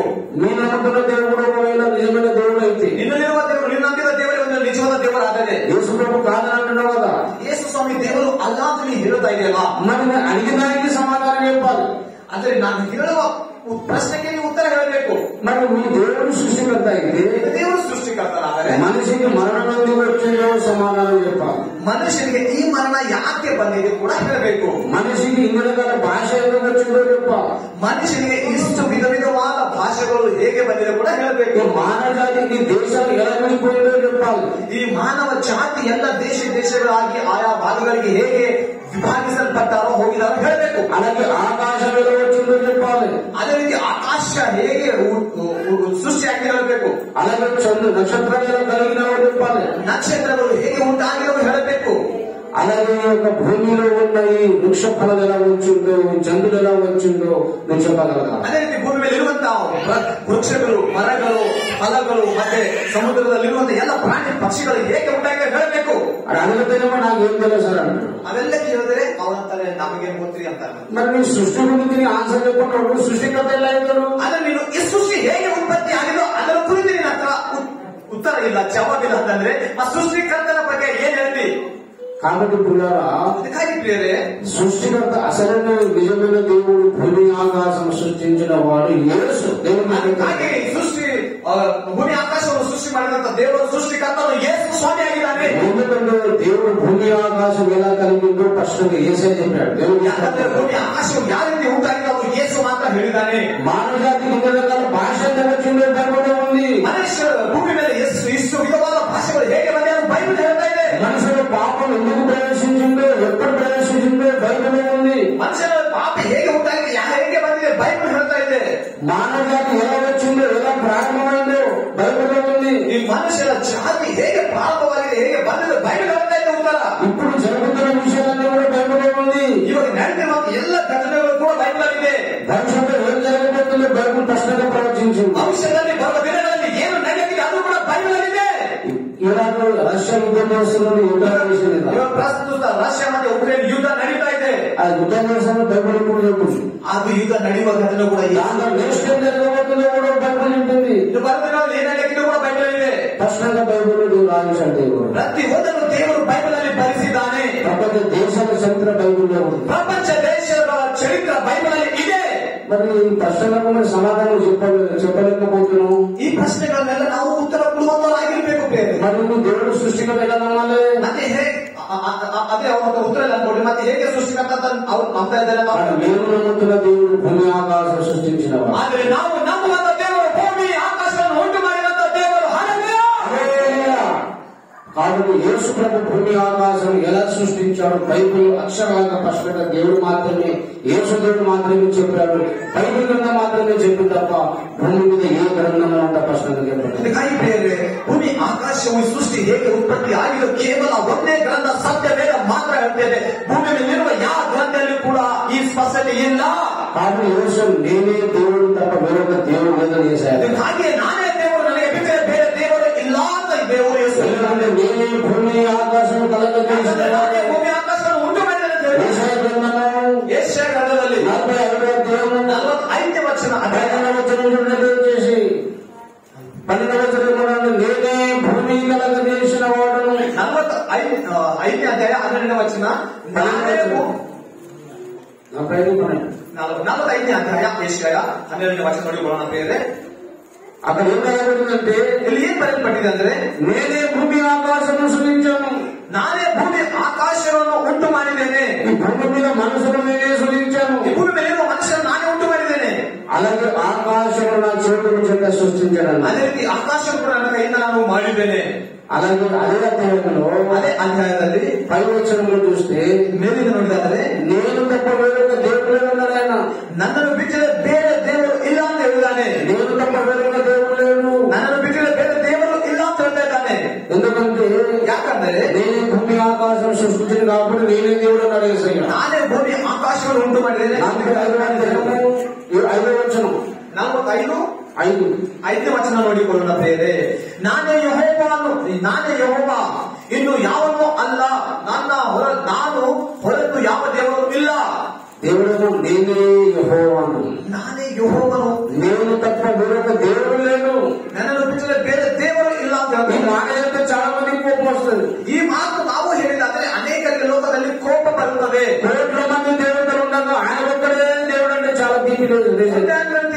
ದೇವರುಗಳಿದ್ದಾರೆ, ಆದ್ರೆ ಇನ್ನೊಬ್ಬಾದ ದೇವರು ಅಂದ್ರೆ ಅವರಿಗೆ ಸಿಟ್ಟು ಬರುವಂತ ಪರಿಸ್ಥಿತಿ. కొంతమందికి కోపం రావచ్చు, న్యాయం కాదు. ಆದ್ರೆ ಕೆಲವರಿಗೆ ಕೋಪ ಬರಬಹುದು, ఎందుకంటే న్యాಯ ಅಲ್ಲ. ఆ యేసు దేవుడు భూమి ఆకాశములను సృష్టించాడు, ఎలా సృష్టించాడు దాని చరిత్ర కూడా చెప్పాడు. ಯಾಕಂದ್ರೆ ಯೇಸು ಭೂಮಿ ಆಕಾಶಗಳನ್ನು ಉಂಟು ಮಾಡಿದಾನೆ, ಹೇಗೆ ಮಾಡಿದಾನೆ ಕೂಡ ಚರಿತ್ರೆ ಬೈಬಲ್ ಅಲ್ಲಿ ಬರ್ತಿದ್ದಾನೆ. మరి నువ్వు నమ్ముతావు దేవుడు చెప్పాడు అని, ಮತ್ತೆ ನೀನು ನಮ್ಮ ದೇವರು నీ మత గ్రంథంలో ఈ స్పష్టత ఉన్నదా? ನಿನ್ನ ಮತ ಧರ್ಮ ಗ್ರಂಥದಲ್ಲಿ ಈ ಸ್ಪಷ್ಟತೆ ಇದೆಯಾ? బైబిల్ చెప్పిన ఇన్ఫర్మేషన్ ఏ గ్రంథం కూడా చెప్పలేదు. ಬೈಬಲ್ ಅಲ್ಲಿ ಯೇಸು ಹೇಳಿದಂತ ಈ ಸ್ಪಷ್ಟತೆ ಬೇರೆ ಯಾವ ಗ್ರಂಥದಲ್ಲಿ ಇಲ್ಲ. కాబట్టి యేసు భూమి ఆకాశమును సృష్టించిన సర్వశక్తి కలిగిన దేవుడు. ಯೇಸು ಭೂಮಿ ಆಕಾಶವನ್ನು ಉಂಟು ಮಾಡಿದಂತ ಸರ್ವಶಕ್ತನಾಗಿರುವ ದೇವರು. యేసు మామూలు దేవుడు కాదు, యేసు మామూలు దేవుడు కాదు, సాధారణమైన దేవుడు కాదు. ಆತನು ಸಾಧಾರಣವಾದ ದೇವರು ಅಲ್ಲ, ఆయన సర్వశక్తి కలిగిన దేవుడు. ಆತನು ಸರ್ವಶಕ್ತಿ ಉಳ್ಳ ದೇವರು. చాలా మంది చూసి అమాయకుడులాగా కనబడతారు, యేసయ్య అమాయకుడులాగానే కనబడతాం చూస్తే. ಯೇಸು ಸ್ವಾಮಿಗೆ ನೋಡಿದ್ರೆ ಬಹಳ ಅಮಾಯಕ ದೇವರು ಹಾಗೆ ಕಾಣಿಸ್ತಾನೆ, కానీ కన్ను చూపులు చూసి కాలిపోతాం. ಆದ್ರೆ ಆತನ ಕಣ್ಣಿನ ಒಂದು అంత గొప్ప దేవుడు, ಕಣ್ಣಿನ ನೋಡಿದ್ರೆ ಸತ್ತು ಹೋಗುವಂತ ಸ್ಥಿತಿ ಬೇರೆ. అంత గొప్ప దేవుడు ದೇವರು ಯೇಸು ಸ್ವಾಮಿ. హల్లెలూయా, హల్లెలూయా, హల్లెలూయా. యేసు నామములోనే మనకు రక్షణ. ఎందుకంటే యేసు భూమిని ఆకాశం సృష్టించారు కాబట్టి. ಯೇಸುವಿನ ನಾಮದಲ್ಲಿಯೇ ರಕ್ಷಣೆ. ಯಾಕಂದ್ರೆ ಯೇಸು ಭೂಮಿ ಆಕಾಶ ಉಂಟು ಮಾಡಿದ್ದಕ್ಕಾಗಿ. యేసు నామములో మనకు పాప క్షమాపణ కలుగుతుంది. ఎందుకంటే ಯೇಸುವಿನ ನಾಮದಲ್ಲಿ ನಮ್ಮ ಪಾಪ ಕ್ಷಮಾಪಣೆ ಇದೆ. ಯಾಕಂದ್ರೆ ఆయనే సృష్టికర్త కాబట్టి. ಆತನೇ ಈ ಸೃಷ್ಟಿಯನ್ನು ಉಂಟು ಮಾಡಿದ. యేసు చెప్పాడు, ಯೇಸು ಏನ್ ಹೇಳಿದ್ದಾನೆ? మత్తయి సువార్త 9వ అధ్యాయంలో, ಮತ್ತಾಯಿ ಸುವಾರ್ತ 9వ అధ్యాయంలో 9ನೇ ಅಧ್ಯಾಯ 6వ వచనంలో చెప్పాడు ఆయన, 6ನೇ ವಚನ ನೋಡಿಕೊಳ್ಳೋಣ. పాపమును క్షమించుటకు ಪಾಪವನ್ನು ಕ್ಷಮಿಸುವುದಕ್ಕಾಗಿ నాకు అధికారం ఉన్నదని మీరందరూ తెలుసుకోవాలన్నాడు యేసు. ನನಗೆ ಅಧಿಕಾರವಿದೆ ಅಂತ ತಾವೆಲ್ಲರೂ ತಿಳ್ಕೊಳ್ಬೇಕಂತ ಹೇಳಿದ್ದಾನೆ. భూమి మీద ಭೂಮಿಯ ಮೇಲೆ పాపమును క్షమించుటకు, ಪಾಪವನ್ನು ಕ್ಷಮಿಸುವುದಕ್ಕೂ అధికారము నాకున్నదని మీరందరూ తెలుసుకోవాలని. ಅಧಿಕಾರವು ನನಗಿದೆ ಅಂತ ಹೇಳಿ ತಾವೆಲ್ಲರೂ ತಿಳ್ಕೊಳ್ಬೇಕಂತ ಹೇಳಿದ್ದಾನೆ. ఈ మాట ఏ దేవుడని చెప్పాడా? ఈ మాట ఏ దేవుడని చెప్పాడా? ಈ ಮಾತು ಬೇರೆ ಯಾವ ದೇವರಾದರೂ ಹೇಳಿದಾರಾ? ఇన్ని కోట్ల మంది దేవతలు ఉన్నారు కదా, ಕೋಟೆ ದೇವತೆಗಳಿದ್ದಾರಲ್ಲ. భూమి మీద పాపమును క్షమించుటకు నాకు మాత్రమే అధికారం ఉన్నదని చెప్పిన దేవుడు ఒక్కడైనా ఉన్నాడా? ಈ ಭೂಮಿ ಮೇಲೆ ನನಗೆ ಪಾಪವನ್ನು ಕ್ಷಮಿಸುವ ಅಧಿಕಾರ ಇದೆ ಅಂತ ಒಬ್ಬ ದೇವರಾದರೂ ಹೇಳಿದಾರ ಬೇರೆಯವರು? నేను మాత్రమే దేవుడని చెప్పిన దేవుడు ఏమైనా ఉన్నాడా? ನಾನು ಮಾತ್ರ ದೇವರನ್ನು ಹೇಳಿದಂತ ದೇವರು ಯಾರಲ್ಲಿದ್ದಾರಾ? నేను భూమి ఆకాశము సృష్టించని చెప్పిన దేవుడు ఉన్నాడా? ನಾನೇ ಭೂಮಿ ಆಕಾಶವನ್ನು ಉಂಟು ಮಾಡಿದ ದೇವರು ಅಂತ ಯಾರಾದ್ರೂ ಹೇಳಿದಾರಾ? నాగరనే మీరు పరలోకం వస్తారని ఎవరైనా చెప్పారా? ನನ್ನ ಮೂಲಕನೇ ಪರಲೋಕ ಸಿಗುತ್ತೆ ಅಂತ ಯಾರಾದ್ರೂ ಹೇಳಿದಾರಾ? కానీ యేసు దేవుడు ఒక్కడు మాత్రమే మాట ಆದ್ರೆ పల్లాలి. ಯೇಸು ದೇವರು ಮಾತ್ರ ಈ ಮಾತನ್ನು ಹೇಳಿದ್ದಾನೆ. దేవునికి స్తోత్రం కలుగును. ದೇವರ ನಾಮಕ್ಕೆ ಮಹಿಮೆ ಉಂಟಾಗಲಿ. హల్లెలూయా, హల్లెలూయా, హల్లెలూయా. హల్లెలూయా. మత్తయి సువార్త 9వ అధ్యాయం 6వ వచనంలో దయచేసి ಮತ್ತಾಯಿ ಸುವಾರ್ತ ಮತ್ತಾಯ ಸುವಾರ್ತೆ 9ನೇ ಅಧ್ಯಾಯ 6ನೇ ವಚನ ನೋಡಿಕೊಳ್ಳೋಣ. ಅಂದ್ರೆ చూడండి వచ్చేసి ఏమన్నాడు అక్కడ, ಎದ್ದು ನಡೆ ಅವನು ಅನ್ನುವುದು, ಆದರೆ ಪಾಪಗಳನ್ನು ಕ್ಷಮಿಸಿ ಬಿಡುವುದಕ್ಕೆ ಮನುಷ್ಯ ಕುಮಾರನಿಗೆ ಭೂಲೋಕದಲ್ಲಿ ಅಧಿಕಾರ ಉಂಟೆಂಬುದು ನಿಮಗೆ పాపను క్షమించడం ఎవరికి అధికారం ఉన్నది? ಪಾಪವನ್ನು ಕ್ಷಮಿಸೋದಕ್ಕೆ ಯಾರಿಗೆ ಅಧಿಕಾರವಿದೆ? యేసుకు మాత్రమే ఉన్నది. ಯೇಸು ಸ್ವಾಮಿಗೆ ಮಾತ್ರ ಅಧಿಕಾರವಿದೆ. ఎందుకు ఉన్నది? ಯಾಕಿದೆ? మీ దేవుని ఎందుకు లేదు? యేసు ఎందుకు ఉన్నది? ನಿನ್ನ ದೇವರಲ್ಲಿ ಯಾಕಿಲ್ಲ? ಯೇಸುವಿನಲ್ಲಿ ಯಾಕಿದೆ? యేసు భూమి ఆకాశం సృష్టించాడు కాబట్టి. ಯೇಸು ಸ್ವಾಮಿ ಅವರ ಭೂಮಿ ಆಕಾಶವನ್ನು ಉಂಟು సర్వ సృష్టికర్త కాబట్టి. ಯೇಸು ಸ್ವಾಮಿ ಸರ್ವ ಸೃಷ್ಟಿಕರ್ತನಾಗಿದ್ದಾನೆ. కాబట్టి పాపను యేసు మాత్రమే క్షమించగలడు. ಹಾಗೆ ನಿನ್ನ ಪಾಪಗಳನ್ನು ಯೇಸು ಸ್ವಾಮಿ ಮಾತ್ರ ಕ್ಷಮಿಸುತ್ತಾನೆ. యేసు దేవుడు మాత్రమే నరకం నుంచి రక్షించగలడు. ಯೇಸು ಸ್ವಾಮಿ ಮಾತ್ರ ನರಕದಿಂದ ತಪ್ಪಿಸುತ್ತಾನೆ. ನನಗೆ పిల్లరా, ಅದಕ್ಕಾಗಿ ಬೇರೆ ఇది మొదటి కారణము. ಇದು ಮೊದಲನೇ ಕಾರಣ. యేసు లోక రక్షకుడు చెప్పడానికి మొదటి ಕಾರಣ. ಯೇಸು ಸ್ವಾಮಿ ಅವರು ಲೋಕ ರಕ್ಷಕನಂತೇಳಿ ನಾವು ಬೇರೆಯವರಿಗೆ ಹೇಳುವುದಕ್ಕಾಗಿ ತಿಳುಕೊಳ್ಳೋದಕ್ಕಾಗಿ ಇದು ಮೊದಲನೇ ಕಾರಣ. రెండో కారణం ఏమిటంటే, ಎರಡನೇ ಕಾರಣವೇನೆಂದರೆ యేసు ప్రభు గురించి, పుట్టుక గురించి, మరణము గురించి, తన జీవిత చరిత్ర గురించి ముందుగానే కొన్ని వందల వేల సంవత్సరం ముందు రాయించి అక్షరాలుగా నెరవేర్చాడు కాబట్టి. ಯೇಸುವಿನ ಹುಟ್ಟುವಿಕೆ ಬಗ್ಗೆ ಆತನ ಮರಣ ಮತ್ತು ಪುನರುತ್ಥನಾಗಿ ಜೀವಿತನಾಗಿ ಹೇಳುವುದು ಸಾವಿರಾರು ವರ್ಷಗಳ ಹಿಂದೆ ದೇವರು ಬರೆಸಿದ್ದಾನೆ. ಅದು ಎರಡನೇ ಕಾರಣ. యేసు ప్రభు పుట్టక ముందే, ಯೇಸು ಸ್ವಾಮಿಯವರು ಇನ್ನೂ ಭೂಲೋಕದಲ್ಲಿ ಹುಚ್ಚುವುದಕ್ಕಿಂತ ಮುಂಚಿತವಾಗಿಯೇ 100 ಸಂವತ್ಸರ ಮುಂದೆ, 100 ವರ್ಷಗಳ ಮುಂದೆ, 2000 సంవత్సరాల ముందు, 2000 ವರ್ಷ ಕೆಳಗಡೆ ప్రవక్తలు ప్రవచించారు. 2 ವರ್ಷ ಕೆಳಗಡೆ ಮುಂಚೆ ಪ್ರವಾದಿಗಳು ಪ್ರವಚನ ಮಾಡಿದ್ದಾರೆ. యేసు ఎక్కడ పుడతాడో, ఏ ఊరిలో పుడతాడో పుట్టక ముందే రాయబడింది. ಯೇಸು ಎಲ್ಲಿ ಹುಟ್ಟುತ್ತಾನೋ, ಯಾವ ಪ್ರಾಂತದಲ್ಲಿ ಹುಟ್ಟುತ್ತಾನೋ ಅವರು ಹೇಳಿದ್ದಾರೆ, ಬರೆಯಲ್ಪಟ್ಟಿದೆ. యేసు కన్యకకు జన్మిస్తాడో ముందే 1000 సంవత్సరం ముందు దేవుడు రాయించాడు. ಯೇಸು ಕನ್ಯಕರಿಗೆ ಹುಟ್ಟುತ್ತಾನೆ ಅಂತ ಹೇಳಿ ಆಲ್ರೆಡಿ ಬರೆಯಲ್ಪಟ್ಟಿದೆ, ಮುಂಚೆಗೆ ಹೇಳಿದ್ದಾನೆ. యేసు తన జీవితంలో ఎలాంటి కార్యం చేస్తాడో మొత్తం ముందే రాయబడి ఉంది. ಯೇಸುವಿನ ಜೀವಿತದಲ್ಲಿ ಎಂತ ಕಾರ್ಯ ನಡೆಯುವುದೋ ಮುಂದೆ ಬರೆಯಲ್ಪಟ್ಟಿದೆ. యేసు ಶಿಲುಬೆಯಲ್ಲಿ ఎలా మరణిస్తాడో ముందే దేవుడు రాయబడి ఉంది. ಯೇಸು ಸ್ವಾಮಿಯವರು ಶಿಲುಬೆಯಲ್ಲಿ ಹೇಗೆ ಸಾಯ್ತಾರೋ ಆಲ್ರೆಡಿ ಮುಂದೆ ಬರೆಯಲ್ಪಟ್ಟಿದೆ. యేసు ಶಿಲುಬೆಯಲ್ಲಿ ఎలా ಶ್ರಮ ಪಡುತ್ತಾಡೋ ಮುಂದೆ ರಾಯబడి ఉంది. ಶಿಲುಬೆಯ ಮೇಲೆ ಯೇಸು ಯಾವ ರೀತಿ ಶ್ರೇಣಿಯನ್ನು ಹೊಂದುತ್ತಾನೋ ಕೂಡ ಮುಂದೆ ಬರೆಯಲ್ಪಟ್ಟಿದೆ. యేసు శుక్రవారం మరణిస్తాడని ముందే రాయబడి ఉంది. ಶುಕ್ರವಾರ ದಿವಸ ಶಿಲುಬೆ ಮೇಲೆ ಸಾಯ್ತಕ್ಕೆ ಆಲ್ರೆಡಿ ಮುಂಚೆಗೆ ಬರೆಯಲ್ಪಟ್ಟಿದೆ. యేసు ఆదివారం రోజున తిరిగి లేస్తాడని బైబిల్లో ముందే రాయించాడు. ಮತ್ತೆ ವಾರದ ಮೊದಲ ದಿನ ಅಂದ್ರೆ ಸಂಡೆ ಭಾನುವಾರ ದಿವಸ ಮತ್ತೆ ಆತನ ಜೀವಿತನಾಗಿ ಸಮಾಧಿಯನ್ನು ಹೇಳ್ತಾನೆ ಅಂತ ಹೇಳಿ ಮೊದಲೇ ಬರೆಯಲ್ಪಟ್ಟಿದೆ. కానీ యేసు చరిత్ర అంతా రాయించిన తర్వాత యేసు పుట్టాడు. ಆದ್ರೆ ಯೇಸುವಿನ ಭವಿಷ್ಯದಲ್ಲಿ ನಡೆಯುವಂತ ಎಲ್ಲ ಚರಿತ್ರೆಯನ್ನು ಮುಂದೆ ಬರೆಸಿ ದೇವರು ಆತನು ಬಂದಿದ್ದಾನೆ. ముందు ఎలా రాయించాడు వాక్యంలో, ಹೇಗೆ ಮುಂಚೆ ಬರೆಸಿದ್ದಾನೆ ವಾಕ್ಯ, అలాగే లేఖన ప్రకారం ఆ టైంలో యేసు ప్రభు నెరవేర్చాడు. ಅದೇ ರೀತಿ ಲೇಖನ ಪ್ರಕಾರ, ವಾಕ್ಯದ ಪ್ರಕಾರ ಆತನು ನಡೆಸಿದ್ದಾನೆ, ಬಂದಿದ್ದಾನೆ. మరి అలాంటి దేవుడు ఉన్న భూమిలో ಅದು ಇಂಥ ದೇವರು ಯಾರಾದ್ರೂ ಭೂಮಿ ಮೇಲೆ ಇದ್ದಾರಾ? ఎవరైనా మీరు రోషంగొల్లగిన వాళ్ళు ఉంటే నా దగ్గర నాకు సమాధానం చెప్పండి. ఎవరైనా రోషపడి నా దగ్గర సమాధానం చెప్పండి. ಯಾರಿಗಾದ್ರೂ ಒಂದು ವೇಳೆ మా దేవుడి గురించి ముందు రాయబడింది, రాయించిన ప్రకారమే దాన్ని లేఖన నెరవేర్చాడని ಯಾರಿಗಾದ್ರೂ ಒಂದು ವೇಳೆ ರೋಷ ಇದ್ದಿದ್ದಾದ್ರೆ ಬೇರೆಯವರಿಗೆ ಕೇಳುವಂತ ಪ್ರಶ್ನೆ ಇದಾದ್ರೆ ಅವ್ರು ಬಂದು ಹೇಳಬಹುದು, ಈ ರೀತಿ ಅವರ ದೇವರ ಬಗ್ಗೆ ಬರೆಯಲ್ಪಟ್ಟಿಲ್ಲ ಅಂತ ಹೇಳಿ. అంటే లేఖన ప్రకారం యేసు ప్రభు పుట్టాడు. ಆದರೆ ದೇವರ ವಾಕ್ಯದ ಅನುಸಾರವಾಗಿ ಆತನು ಬಂದಿದ್ದಾನೆ. లేఖన ప్రకారం యేసు చనిపోయాడు. ಈ ಲೇಖನದ ಪ್ರಕಾರವಾಗಿ ಯೇಸು ಸತ್ತಿದ್ದಾನೆ. లేఖన ప్రకారం యేసు తిరిగి లేచాడు. ಈ ಲೇಖನದ ವಾಕ್ಯದ ಅನುಸಾರವಾಗಿ ಯೇಸು ಮತ್ತೆ ಜೀವಿತನಾಗಿ ಎದ್ದಿದ್ದಾನೆ. మరి ఒక ఏ దేవుడి గురించి అయినా ಯಾವುದೇ ದೇವರ ಬಗ್ಗೆ ಒಂದು ವೇಳೆ ಆಲೋಚನೆ, ఆ దేవుడు జీవిత చరిత్ర గురించి కానీ పుట్టుక గురించి ముందే రాయించి అలా నెరవేర్చిన దేవుడు ఎవరైనా ఉన్నారా? ಆ ಒಂದು ಬೇರೆ ದೇವರುಗಳಂತ ಕರೆಯಲ್ಪಡ್ತಿರುವಂತಹ ದೇವರುಗಳ ಬಗ್ಗೆ ಮುಂಚೆಗೆ ಬರೆಯಲ್ಪಟ್ಟು ಅವರು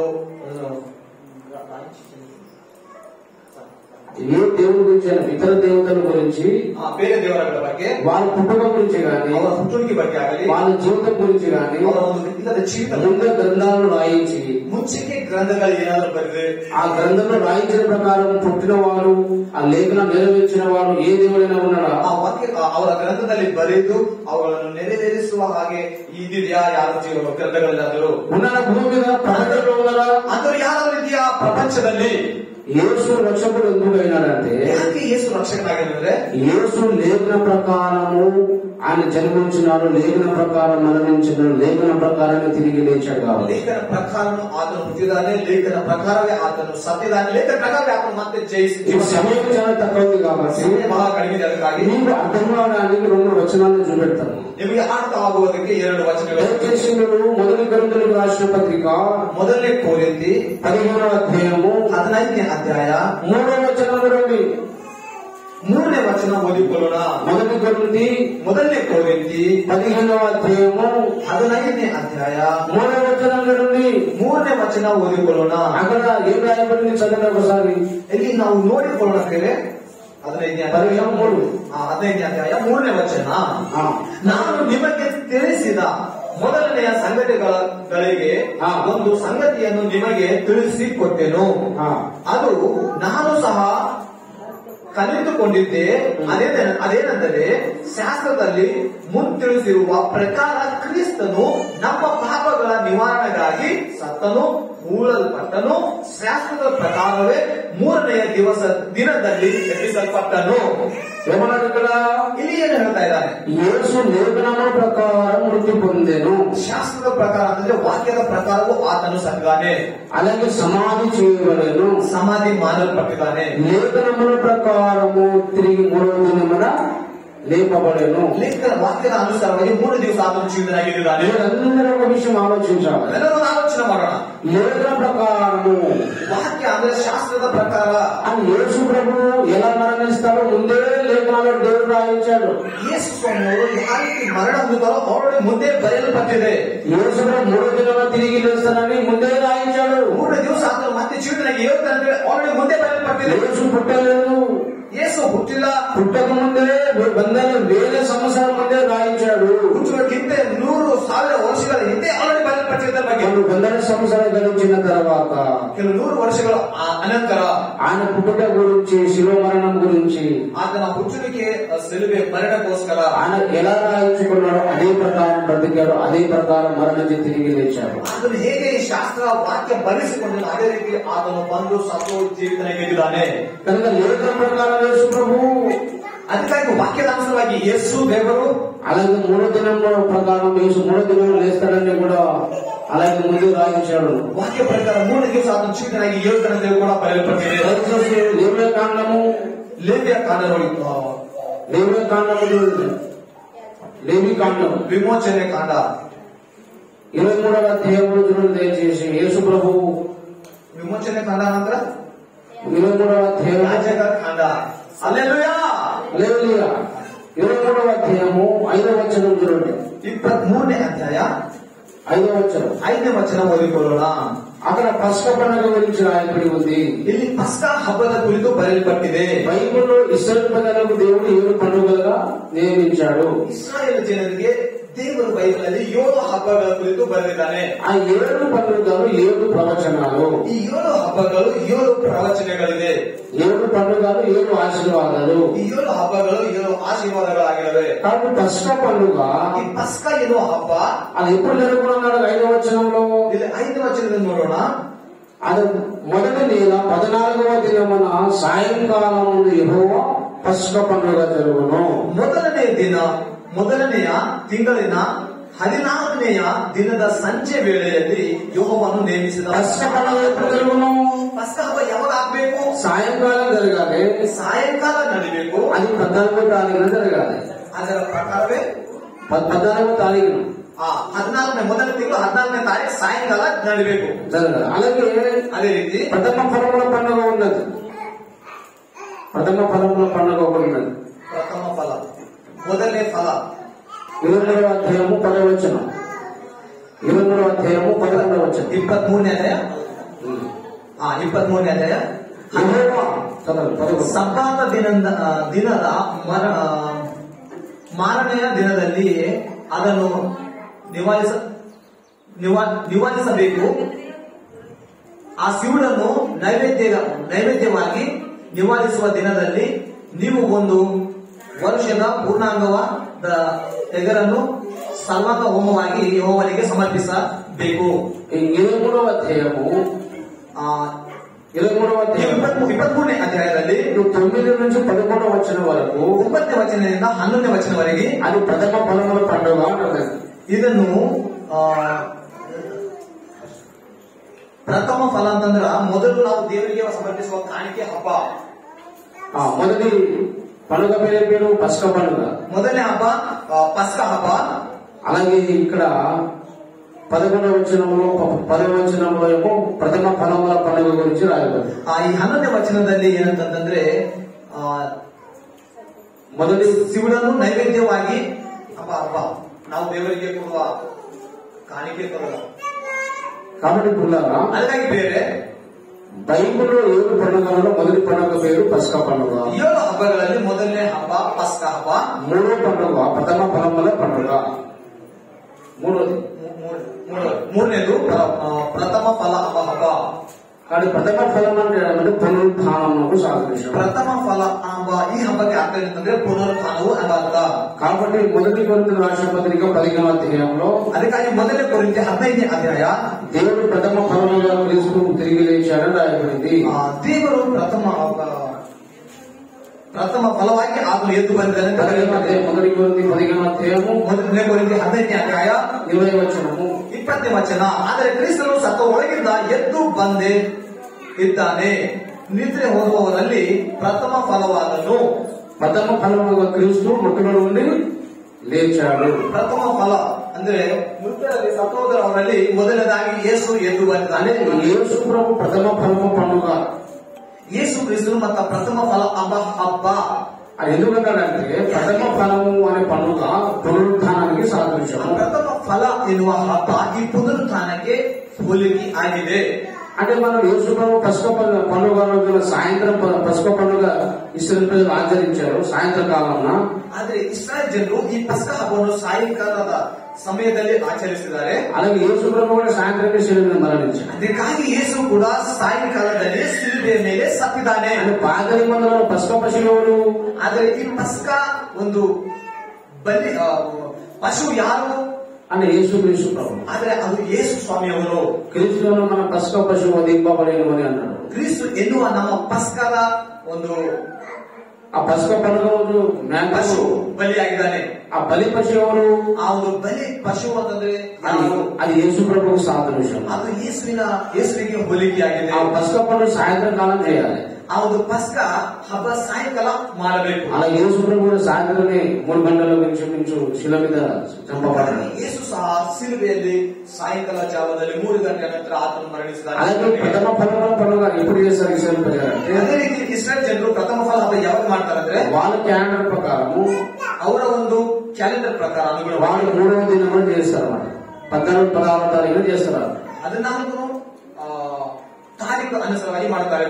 14వ తారీఖేమో పస్కా పండుగ, 14ನೇ ತಾರೀಕು ಪಸ್ಕ ಹಬ್ಬ, 15వ తారీఖేమో పొంగలి రొట్టెల పండుగ, రెండో పండుగ చేస్తారు. 14వ తారీఖు రెండో పండుగ. ಅದೇ 14ನೇ ತಾರೀಕು ಎರಡನೇ ಹಬ್ಬ ಏನಂತಂದ್ರ ಹುಳಿಯದ ರೊಟ್ಟಿಯ ಹಬ್ಬ. అలాగే 3వ పండుగ ఎప్పుడు చేస్తారంటే 16వ తారీఖు చేస్తారన్నమాట. 3ನೇ ಹಬ್ಬ ಯಾವಾಗ ಮಾಡ್ತಾರಂದ್ರೆ 16వ తారీఖు 14ನೇ ತಾರೀಕು. మొదటి దిన జనవరిలో ಮೊದಲನೇ ತಿಂಗಳು ಜನವರಿ 14వ తారీఖేమో పస్కా పండుగ, 14ನೇ ತಾರೀಕು ಪಸ್ಕ ಹಬ್ಬ. అలాగే రెండవ పండుగ ఏమో 15వ తారీఖు, ಎರಡನೇ ಹಬ್ಬ 15ನೇ ತಾರೀಕು, అలాగే మూడవ పండుగ ఏమో 16వ తారీఖు చేస్తారు. 3ನೇ ಹಬ್ಬ 14ನೇ ತಾರೀಕು. ఈ 3వ తారీఖు ఏ పండుగ ఉన్నది? ಈ 3ನೇ ದಿವಸ 14ನೇ ತಾರೀಕು ಯಾವ ಹಬ್ಬ ಇದೆ? ప్రథమ ఫలముల పండుగ. ಪ್ರಥಮ ಫಲ ಎನ್ನುವ ಹಬ್ಬ. ప్రథమ ఫలం అంటే పునరుత్థానకు సాదృశ్యం. ಪ್ರಥಮ ಫಲ ಎನ್ನುವ ಈ ಹಬ್ಬದ ಅರ್ಥ ಯೇಸುವಿನ ಪುನರುತ್ಥಾನಕ್ಕೆ ಹೋಲಿಕೆ. యేసు ప్రభు కూడా 3వ దినమున తిరిగి లేచాడు. ಹಾಗೆ ಯೇಸು 3ನೇ ದಿವಸ ಪುನರುತ್ಥಾನನಾಗಿ ಎದ್ದಿದ್ದಾನೆ. అంటే ఇశ్రాయేల్ క్యాలెండర్ ప్రకారము, ಇಸ್ರಾಯೇಲ್ ಜನರ ಕ್ಯಾಲೆಂಡರ್ ಅನುಗುಣವಾಗಿ, యూదుల క్యాలెండర్ ప్రకారము, ಯೂದರು ಕ್ಯಾಲೆಂಡರ್ ಅನುಗುಣವಾಗಿ వాళ్ళు పస్కా పండుగ 14వ తారీఖు శుక్రవారం వస్తుంది. ಪಸ್ಕಾ 14ನೇ ತಾರೀಕು ಶುಕ್ರವಾರ ದಿವಸ ಬರುತ್ತೆ ಅವರಿಗೆ. అలాగే వాళ్ళు యేసు ప్రభు శనివారం సండే రోజు ఉదయం యేసు ప్రభు తిరిగి లేచాడు. ಅದೇ ರೀತಿ 3వ దినంలో తిరిగి లేచాడు యేసు. 3ನೇ ದಿವಸ ಯೇಸು ಜೀವಿತನಾಗಿದ್ದಾನೆ. సండే మార్నింగ్ లేచాడు. ಭಾನುವಾರ ಮೊದಲನೇ ಉದಯ ಎದ್ದಿದ್ದಾನೆ. ఈ 3వ దినంలో యేసు ప్రభు తిరిగి లేచాడని ముందే బైబిల్లో రాయబడి ఉంది. ఈ 3 ದಿವಸ అనంతర యేసు యోధనని ఆల్రెడీ ముంచికే బైబిల్ బయలుపట్టిದೆ. యేసు ప్రభువుకు చాలా మంది బట్టలు చెప్పేశారు సైనికులు. ಆದ್ರೆ ಯೇಸುವಿಗೋಸ್ಕರ ಅನೇಕ ಸೈನಿಕರು ತಮ್ಮ ಬಟ್ಟೆಗಳನ್ನು ಹಾಕೊಂಡಿದ್ದಾರೆ. అది కూడా ముందే దేవుడు రాయించాడు. ಅದು ಕೂಡ ఆల్రెడీ ಮುಂಚೆ ಪ್ರವಚನ ಬರೆಯಲ್ಪಟ್ಟಿದೆ. యేసు యొక్క కాళ్ళ చేతులు మేకులు కొడతారని ముందే రాయబడింది. ಯೇಸುವಿನ ಕೈ ಕಾಲಲ್ಲಿ ಮಲೆಗಳು ಹೊಡಿತಾರೆ ಅಂತ ಹೇಳಿ ಆಲ್ರೆಡಿ ಮುಂಚೆ ಕೇಳಲ್ಪಟ್ಟಿದೆ. యేసు ಶಿಲುಬೆ మీదనే మరణించాలని ముందే దేవుడు రాయించాడు. ಯೇಸು ಸ್ವಾಮಿಯು ಶಿಲುಬೆಯ ಮೇಲೆ ಸಾಯಬೇಕಂತ ಹೇಳಿ ಮುಂಚೆ ಬರೆಯಲ್ಪಟ್ಟಿದೆ. యేసు కన్యక మాత్రమే పుట్టాలని ముందే దేవుడు రాయించాడు. ಯೇಸು ಸ್ವಾಮಿಯವರು ಕನ್ಯಕ గర్భದಲ್ಲಿ ಹುಟ್ಟಬೇಕು ಅಂತ ಹೇಳಿ ಆಲ್ರೆಡಿ ಬರೆಯಲ್ಪಟ್ಟಿದೆ ಮುಂಚೆ. అన్ని నేను ఇప్పుడు చూపెట్టడానికి టైం సరిపోదు కాబట్టి ಇವು ಎಲ್ಲಗಳನ್ನು ತೋರಿಸೋದಕ್ಕೆ ಸಮಯ ಸರಿ ಹೋಗೋದಿಲ್ಲ. ಬೇರೆ చూపెట్టడం లేదు కానీ ಅದಕ್ಕಾಗಿ ಸಮಯ ತೋರಿಸೋದಕ್ಕೆ ಸಮಯ ಇಲ್ಲ. ಅದಕ್ಕಾಗಿ సమయం చాలా ఎక్కువ అవుతుంది కాబట్టి ಸಮಯ ಹೆಚ್ಚಾಗುತ್ತೆ. ಅದಕ್ಕಾಗಿ తర్వాత అడగొచ్చు, తర్వాత ఇవ్వ టైం ఉన్న తర్వాత దేవుడు చూద్దాం. దేవుడి చిత్రం అయితే ದೇವರ ಚಿತ್ತವಿದ್ದಾರೆ. ತಾವು ಮತ್ತೆ ಕೇಳಬಹುದು, ನಾನು ನೋಡಿಕೊಳ್ಳೋಣ. చెప్పే విషయం ఏమిటంటే ಇವಾಗ ಹೇಳೋ ಮುಖ್ಯ ಉದ್ದೇಶ ಏನಂದ್ರೆ యేసు చరిత్ర, యేసు పుట్టుక గురించి, ಯೇಸುವಿನ ಹುಚ್ಚುವಿಕೆಯ ಆತನ ಜೀವಿತ ಬಗ್ಗೆ, తన జీవితంలో ఎలా ప్రవర్తిస్తాడో, ಆತನ ಜೀವಿತದಲ್ಲಿ ಹೇಗೆ ಪ್ರವರ್ತಿಸ್ತಾನೋ అవన్నీ ముందుగానే దేవుడు రాయించాడు. ಅವುಗಳೆಲ್ಲ ದೇವರು ಮುಂಚೆಗೆ ಬರೆದಿದ್ದಾನೆ. శిల మీద ఎలా మరణిస్తాడో, 3 దినాలు తిరిగి లేస్తాడనే సంగతి కూడా దేవుడు ಮುಂದೆ రాయించాడు. ಶಿಲ್ಪೆಯ ಮೇಲೆ ಹೇಗೆ ಮರಣ ಹೊಂದುತ್ತಾನೋ, ಮತ್ತೆ ಹೇಗೆ ಸಾಯುತ್ತಾನೋ, ಮತ್ತೆ ಹೇಗೆ ಯೋಧನು ಕೂಡ ಮುಂಚೆ ಬರೆಯಲ್ಪಟ್ಟಿದೆ. కాబట్టి ఇలాంటి విషయము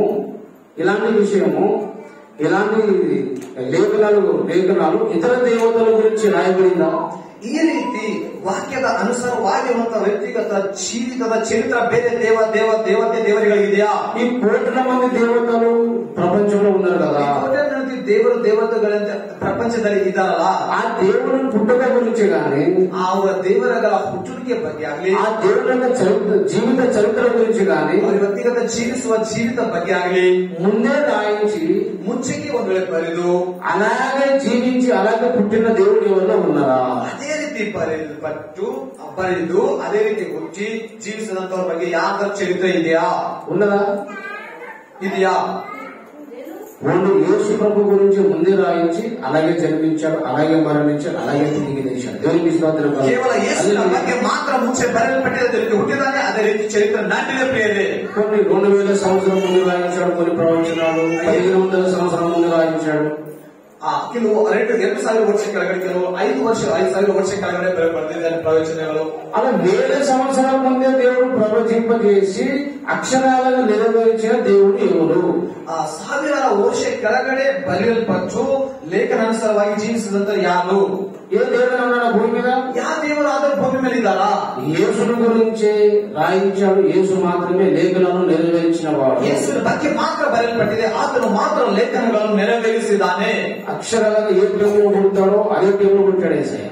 ಅಕ್ಷರ ಹೇಗಿದೆಯೋ ಹಾಗೆ ಯಾರ ಬಗ್ಗೆ ಅವರು ಬರೆಯಲ್ಪಟ್ಟಿದೆ ಆ ರೀತಿ ಯೇಸು ಮಾತ್ರ ಬಂದಿದ್ದಾನೆ. ఏ గ్రామంలో యేసు ప్రభు జన్మించాలో ముందే రాయించాడు. ಯಾವ ಗ್ರಾಮದಲ್ಲಿ ಹುಟ್ಟಬೇಕು ಕೂಡ ಮುಂಚೆಗೆ ಬರೆಯಲ್ಪಟ್ಟಿದೆ. శిల మీద ఎలా చంపుతారో ముందే దేవుడు రాయించాడు. ಶಿಲುಬೆ ಮೇಲೆ ಹೇಗೆ ಮರಣ ಹೊಂದುತ್ತಾನೋ ಕೂಡ ಮುಂಚೆ ಬರೆಯಲ್ಪಟ್ಟಿದೆ. 7 రోజులు లేస్తాడు, సండే రోజు లేస్తాడని కూడా బైబిల్ ముందే రాయించాడు. ಭಾನುವಾರ ದಿವಸ ಏಳುತ್ತಾನೆ ಹೇಳಿ ಕೂಡ ಮುಂಚೆ ಬರೆಯಲ್ಪಟ್ಟಿದೆ. అట్లా ఏ దేవుడి గురించి ముందే రాయించాడా? ಆ ರೀತಿ ಯಾವ ದೇವರ ಬಗ್ಗೆ ಆದ್ರೆ ಮುಂಚೆ ಬರೆಯಲ್ಪಟ್ಟಿದೆಯಾ? ఆ రాయించిన ప్రకారం ఎవరు నెరవేర్చారా? ಆ ರೀತಿ ಬರೆದ ಹಾಗೆ ಯಾರು ನೆರವೇರಿಸಿದಾರಾ? కాబట్టి లేఖన ప్రకారం లేఖనాలు నెరవేర్చిన దేవుడు యేసు ప్రభు ఒక్కడు మాత్రమే. ಲೇಖನ ಅನುಸಾರವಾಗಿ ಲೇಖನಗಳನ್ನು ನೆರವೇರಿಸಿದ ದೇವರು ಯೇಸು ಮಾತ್ರ ಬೇರೆ. కాబట్టి యేసు లోక రక్షకుడు. ಯೇಸು ಲೋಕ ರಕ್ಷಕನು. ಹಲ್ಲೆಲೂಯಾ, హల్లెలూయా. దేవునికి సాధ్యం తప్ప లేఖనాలు నెరవేర్చడం ఏ మనిషికి సాధ్యం కాదు. ದೇವರಿಗೆ ಮಾತ್ರ ಸಾಧ್ಯ ಲೇಖನಗಳನ್ನು ನೆರವೇರಿಸುವುದು, ಮನುಷ್ಯ ಯಾರಿಗೂ ಆಗೋದಿಲ್ಲ. ఇది రెండవ కారణము. ಇದು ಎರಡನೇ ಕಾರಣ. యేసు లోక రక్షకుడు అనడానికి, ಯೇಸು ಲೋಕ ರಕ್ಷಣೆ ಅನ್ನೋದಕ್ಕೆ, యేసు నామములో మాత్రమే మనకు నరకం నుంచి రక్షణ ఉన్నది అని చెప్పడానికి, ಯೇಸು ನಾಮದಲ್ಲಿ ಮಾತ್ರ ನಮಗೆ ರಕ್ಷಣೆ ಇದೆ ಅನ್ನುವ ಮಾತಿಗೆ ఇది రెండవ కారణం. ಇದು ಎರಡನೇ ಕಾರಣ. అయిపోయింది, ముగిస్తాను. 1 నిమిషం లోపల ముగిస్తాను. 1 ನಿಮಿಷದಲ್ಲಿ ಮುಕ್ತಾಯ ಮಾಡ್ತೀನಿ. టైం అయిపోయింది. హల్లెలూయా. హల్లెలూయా. అయితే మూడో విషయం ఏమిటంటే, ಮೂರನೇ ವಿಷಯ ಏನಂದ್ರೆ మనము పాపము కడగబడాలంటే రక్తము కావాలి. ನಮ್ಮ ಪಾಪ ಪರಿಹಾರ ಆಗಬೇಕಂದ್ರೆ ರಕ್ತ ಪ್ರೋಕ್ಷಿಸಲ್ಪಡಬೇಕು. రక్తము చిందింపకుండా పాప శాపన కలగదు. ರಕ್ತ ಧಾರೆ ಇಲ್ಲದೆ ಪಾಪ ಪರಿಹಾರ ಉಂಟಾಗುವುದಿಲ್ಲ. బైబిల్ చెప్పేది ఏమిటంటే, ಬೈಬಲ್ ಹೇಳುವುದೇನೆಂದ್ರೆ, సృష్టికర్తైన దేవుడు చెప్పేది ఏమిటంటే, ಸೃಷ್ಟಿಕರ್ತನಾಗಿರುವ ದೇವರು ಹೇಳುವುದೇನೆಂದ್ರೆ, రక్తము ద్వారానే మనిషి పాపం కడగబడుతుంది. ರಕ್ತದಿಂದಲೇ ಮನುಷ್ಯನ ಪಾಪ ಪರಿಹಾರವಾಗುತ್ತದೆ. అది ఒక జంతు రక్తము కాదు, ಅದು ಅದು ಒಂದು ಪ್ರಾಣಿ ರಕ್ತ ಅಲ್ಲ, పక్షుల రక్తం కాదు, ಪಕ್ಷಿಗಳ ರಕ್ತವಲ್ಲ, మనిషి రక్తం కాదు, ಮನುಷ್ಯರ ರಕ್ತವಲ್ಲ. పాపం లేని పరిశుద్ధమైన రక్తం, ಪಾಪವು ಇಲ್ಲದಂತ ಪರಿಶುದ್ಧ ರಕ್ತ ಬೇಕಾಗಿದೆ. అది సృష్టికర్త రక్తమే కావాలి. ಅದು ಈ ಸೃಷ್ಟಿಯನ್ನು ಒಟ್ಟು ಮಾಡಿದಂತ ದೇವರ ರಕ್ತ ಬೇಕಾಗಿದೆ. కాబట్టి పరలోకం విడిచి భూలోకానికి జన్మించాల్సిన సృష్టికర్తకు అవసరమైంది. ಅದಕ್ಕಾಗಿ ಪರಲೋಕವನ್ನು ಬಿಟ್ಟು ಈ ಭೂಲೋಕದಲ್ಲಿ ದೇವರೇ ಸ್ವತಃ ಮಾನವನಾಗಿ ಜೀವಿಸಿ ಬರಬೇಕಾಗಿದೆ. యేసు ఒక మనిషిగానే ఉంటాడు. ಯಾಕೆ ಯೇಸು ಮನುಷ್ಯನಾಗಿ ಹುಟ್ಟಿದ್ದಾನೆ? ఆ దేవునికి ఏం అవసరమైంది? ಆ ದೇವರಿಗೆ ಏನು ಅವಶ್ಯಕತೆ ಇದೆ ಅಸಲು? నన్ను నరకం నుంచి రక్షించడానికి మన కొరకు మనిషిగా పుట్టాడు. ನನ್ನನ್ನು ನರಕದಿಂದ ತಪ್ಪಿಸುವುದಕ್ಕಾಗಿ ಮನುಷ್ಯನಾಗಿ ಹುಟ್ಟಿದ್ದಾನೆ. మన ఒక పాపం పోయడానికి యేసు మనిషిగా పుట్టాడు. ನಮ್ಮ ಪಾಪಗಳನ್ನು ಹೋಗುವುದಕ್ಕಾಗಿ ಆತನು ಮನುಷ್ಯನಾಗಿ ಹುಟ್ಟಿದ್ದಾನೆ. మన రోగాలను భరించడానికి మనిషిగా పుట్టాడు. ನಮ್ಮ ರೋಗಗಳನ್ನು ಹೋಗುವುದಕ್ಕಾಗಿ ಆತನು ಮನುಷ್ಯನಾಗಿ ಹುಟ್ಟಿದ್ದಾನೆ. మన శాంతి సమాధానం వేయడానికి యేసయ్య మన కొరకు పుట్టాడు. ನಮ್ಮ ಶಾಂತಿ ಸಮಾಧಾನಗೋಸ್ಕರವಾಗಿ ಆತನು ಹುಟ್ಟಿದ್ದಾನೆ.